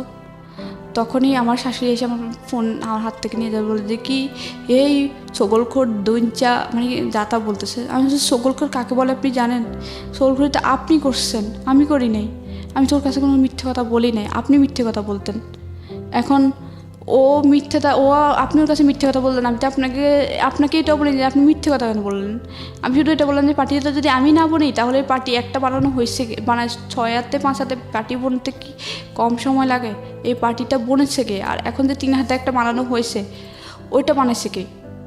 তারপরে আমি এসব কিছু মনে করতাম না, জানতাম যে আমারই সংসার, আমাকে সবাই বলতো যে আমার সংসার তোমার সংসার তুমি তো করবে। তো আমি বলতাম যে আমার সংসার আমি করি। তারপরে করতাম, কিন্তু আমার সব সময় একটা আফসোস থাকতো। আমি মাঝে মাঝে যদি ওর একটু মাইন্ড ভালো হতো তখন আমি বলতাম যে আমি পড়াশোনাটা করি, আমার ফার্স্ট ইয়ার ফাইনাল চলে আসছে, আমি কলেজে যাই, আমি পরীক্ষাটা দিই, সেকেন্ড ইয়ারে ভর্তি হব। ও বলতো যে কি না দরকার নেই, পড়াশোনা করা লাগবে না, পড়াশোনা করবা ছেলে মেয়ে হওয়ার পরে। তারপরে হচ্ছে কি ও চাইতো যে তাড়াতাড়ি বাচ্চা নিতে। আমি বললাম যে আম্মু, তখন আমার মানে স্বাস্থ্য আগে ভালো ছিল, তখন ওদের বাড়িতে এত কাজ করার পর আমার স্বাস্থ্য অনেক খারাপ হয়ে যায়, অনেক ওয়েট কমে যায়। করে দেওয়ার পর আম্মু বলে যে কি ওরে বলে যে বাচ্চা নিও না, নিশি এখন ছোটো তো ওর এখন মানে স্বাস্থ্য অবস্থা খুব খারাপ, বাচ্চা টাচ্চা নিও না। তারপর বাচ্চা নেওয়ার চেষ্টা করে। তারপর ও সবসময় সন্দেহ করতো কি আমি নিরুকে ফোন দিই, কিন্তু আমি নিরু কখনো ফোন দিতাম না। তারপরে হচ্ছে আমি চিন্তা করি যে এভাবে লাইফ চলে না, কারণ আমি মোটামুটি পড়াশোনা করছি। আমি চাই না যে অন্যদের মতো এরকম আমার লাইফটা কাটুক, যে সারা জীবন যন্ত্রণা, ছোটো থেকে কিন্তু যন্ত্রণা ভোগ করে আসছি, চাই না যে এরকম। তারপরে আমি আমার ফোন দিয়ে ফেসবুকে ঢুকতাম, মাঝে মাঝে আমার আইডি ছিল। তো আসলে একটা আপুর সাথে যোগাযোগ, আপুরে বলার পরে আপু বলে যে কি তুমি চলে আসো, এভাবে লাইফ চাই না, তোমার সারা জীবন এভাবে কাটতে হবে। তারপরে আমি 6 মাসের মাথায় এই অচেনা একজন মানুষের কথা শুনে চলে আসলেন। হ্যাঁ, তো আপুকে আমি প্রায় সময় বাড়িতে গেলে নক করতাম যে আপু এমন এভাবে চলতেছে, এই মাসে এরকম হয়েছে এরকম। ও আমাকে একটু ইস্যু নিয়ে এত মারতো, আর হচ্ছে আবার ফোন করে বসে যে আমি জানি, কিন্তু আমার কথা হচ্ছে চলে আসলেন কিনা এই আপুটার ক্ষেত্রে, চলে আসলেন হ্যাঁ, ঢাকাতে? চলে আসি। তারপর হচ্ছে ও 3 লাখ টাকা চাই, দুবাই যাবে, ও আনসার চাকরি করবে না। তারপর বলে যে 3 লাখ টাকা চলে আসার দাও। পরে আপুর কাছে থাকলেন, কত সালে চলে আসলেন? আর তারপর 2015 সালের এপ্রিলে চলে আসি, এপ্রিল 26 তারিখে। তারপর আপু বলে যে কি তুমি ঢাকায় চলে আসো, কোনোভাবে টিকিটটা নিয়ে তুমি চলে আসো, আমি একটা তোমার কাজের ব্যবস্থা করে দেয় দেবো। শেষ পর্যন্ত কাজের ব্যবস্থা? হ্যাঁ, তারপরে আমি ওনার কথা মতো কাউকে না বলেই চলে আসি। হ্যাঁ, কারণ মাত্র যেটা আমি বাড়িতে জানাইতাম, ভাইয়েরা মানে জানাইতাম, সবাই জানতো আপনি আমরা পালিয়ে জানতাম। গেছেন বাড়ি থেকে? হ্যাঁ, বলতে আম্মুরে বলে গেছে যে আম্মু আমি চলে যাচ্ছি। আম্মু বলতো যে কই যাচ্ছে, আমি বলছি, আমি জানি না, কিন্তু আমি আর সহ্য করতে পারতেছি না। আপনাদের কি ডিভোর্স হয়েছে? হ্যাঁ হয়েছে, কে ডিভোর্স দিয়েছে? ডিভোর্সটা আমি দিয়েছি। আপনি দিয়েছেন? আপনার দেনমোহরের টাকা বুঝিয়ে পেয়েছেন? না, ওকে, সেটা এখনো দেয় নাই। আচ্ছা, আপনি ডিভোর্স দিয়ে দিয়েছেন। আপনি এখন কি করেন? এখন হচ্ছে আমি ডিগ্রি ফার্স্ট ইয়ারে পড়তেছি। আবার পড়াশোনা শুরু করেছেন? আমি ওই যে ওখান থেকে যখন চলে আসি তখন আমি অনেক কষ্ট করে ঢাকায় চলে আসি। চলে আসার পরে আমি একটা মিরপুর 14 নম্বরে কচুকাতার এখানে একটা সমিতিতে জব নিয়ে, আপু জব নিয়ে দেয়। তারপর ওখানে জব করতে থাকি। তারপর সেকেন্ড ইয়ারে ভর্তি শেষ, টেস্ট পরীক্ষার কয়েকদিন আগে আমি মানে ইন্টারেস্ট ফাইনালের টেস্ট পরীক্ষার 4 দিন আগে আমি অনেক কষ্টে মানে প্রিন্সিপালের দরজায়, তারপর আমি জানি আপনি অনেক কষ্ট করেছেন, কিন্তু একটা কথা হচ্ছে যে এই তারপর আপুটা আপনাকে কেন হেল্প করে? আপুটা এর নিঃস্বার্থে হেল্প করে, যে এত কষ্ট মানুষের, ও আপুটার A to Z মানে ছোটো থেকে সব কিছু বলছি আচ্ছা, প্রায় সময় চ্যাটিংয়ে। এই আপুর সঙ্গে আপনি এখন আছেন? না, আপুর সামনে এখন আপনার এখন এখন চলে আমি- কিভাবে, পয়সা আসে কোত্থেকে? এখন আমি জব করতাম, কিন্তু আপাতত করতেছি না। মানে আমার জবটা চলে গেছে, হচ্ছে আমার একটা অ্যাক্সিডেন্ট হয়েছিল। বাচ্চা কাচ্চা আছে কিছু? মানে আগে ঘরের বাচ্চা কাচ্চা হয় না? আমার 6 মাস সংসার ছিল, তখন আর বাচ্চা 6 মাসের সংসার? 2 মাসের একটা বাচ্চা কনসেপ্ট করে, কিন্তু অনেক বেশি কাজের প্রেশার, আমি একদম নষ্ট হয়ে যায়। পড়ে আপনার ভবিষ্যৎ পরিকল্পনা কি, আপনি কি করবেন? আমার ভবিষ্যৎ পরিকল্পনা হচ্ছে কি, আমি পড়াশোনা তো এখন কন্টিনিউ করতেছি। তারপর হচ্ছে কি আমার কষ্ট, আমি এখন নিজে বিয়ে করতে জানি, যদিও আমি এখন চাকরিটা করতেছি না, চাকরি খুঁজতেছি। পড়াশোনাটা কমপ্লিট করবো, মাস্টার্স কমপ্লিট করব, তারপর বিসিএস দেওয়ার চেষ্টা করব, তারপরে একটা গভর্নমেন্ট জব করব। আপনি যেদিন এই স্বপ্নটা বাস্তবায়ন করতে পারবেন সেদিনই হবে আপনার এই জীবন গল্পটা বলা সার্থক। আজ পর্যন্ত শুধু এটা একটা স্ট্রাগল গল্প, এবং এই জায়গাটা থেকে অনেক মেয়েই এই ধরনের স্ট্রাগল বাংলাদেশে করেন। সেই অর্থে জীবন গল্প এটা তেমন কোনো গল্প না, যদি আমি নক করার জায়গা থেকে বলি। কিন্তু যদি আপনি সত্যি সত্যি বিসিএস অফিসার হতে পারেন, যদি আপনি সত্যি নিজের পায়ে দাঁড়াতে পারেন, তাহলে আমরা আপনাকে উদাহরণ হিসেবে দাঁড় করিয়ে বলতে পারবো লাখ লাখ মানুষকে যে এই মেয়েটি পেরেছে, সুতরাং আপনাদেরও পারা উচিত। প্রিয় শ্রোতা, আমরা শেষ করছি আজকের এই জীবন গল্প। আগামী বুধবার আমি আরজি কিবরিয়া আবারও ফিরে আসবো। আর সবসময় একটা কথা বলি, প্রতিটি জীবনই আসলে সম্ভাবনাময়। প্রতিটি জীবনের প্রতি আমাদের রেসপেক্ট থাকুক, কোনো মানুষকেই যেন আমরা অবজ্ঞা না করি, নিজের সমস্যাটাকেই যেন সবচেয়ে বড় সমস্যা করে না দেখি, কারণ আপনি যে সমস্যার মধ্যে আছেন তার থেকেও হয়তো বড় সমস্যায় আরও একজন আছে। সুতরাং মানুষের পাশে গিয়ে যেন দাঁড়াই, অন্যের আনন্দে যেন আনন্দিত হই, অন্যের দুঃখে যেন দুঃখিত হই। সবসময় মনে রাখবেন, প্রতিটি মানুষই ভুল করে, প্রতিটি মানুষই ভালো করে। সুতরাং ভুল ত্রুটির ঊর্ধ্বে নয় মানুষ, এবং মানুষকে যেন সেই প্রাপ্য সম্মানটা আমরা দিই। অনেক ভালো থাকুন। আজকের মতো শুভরাত্রি।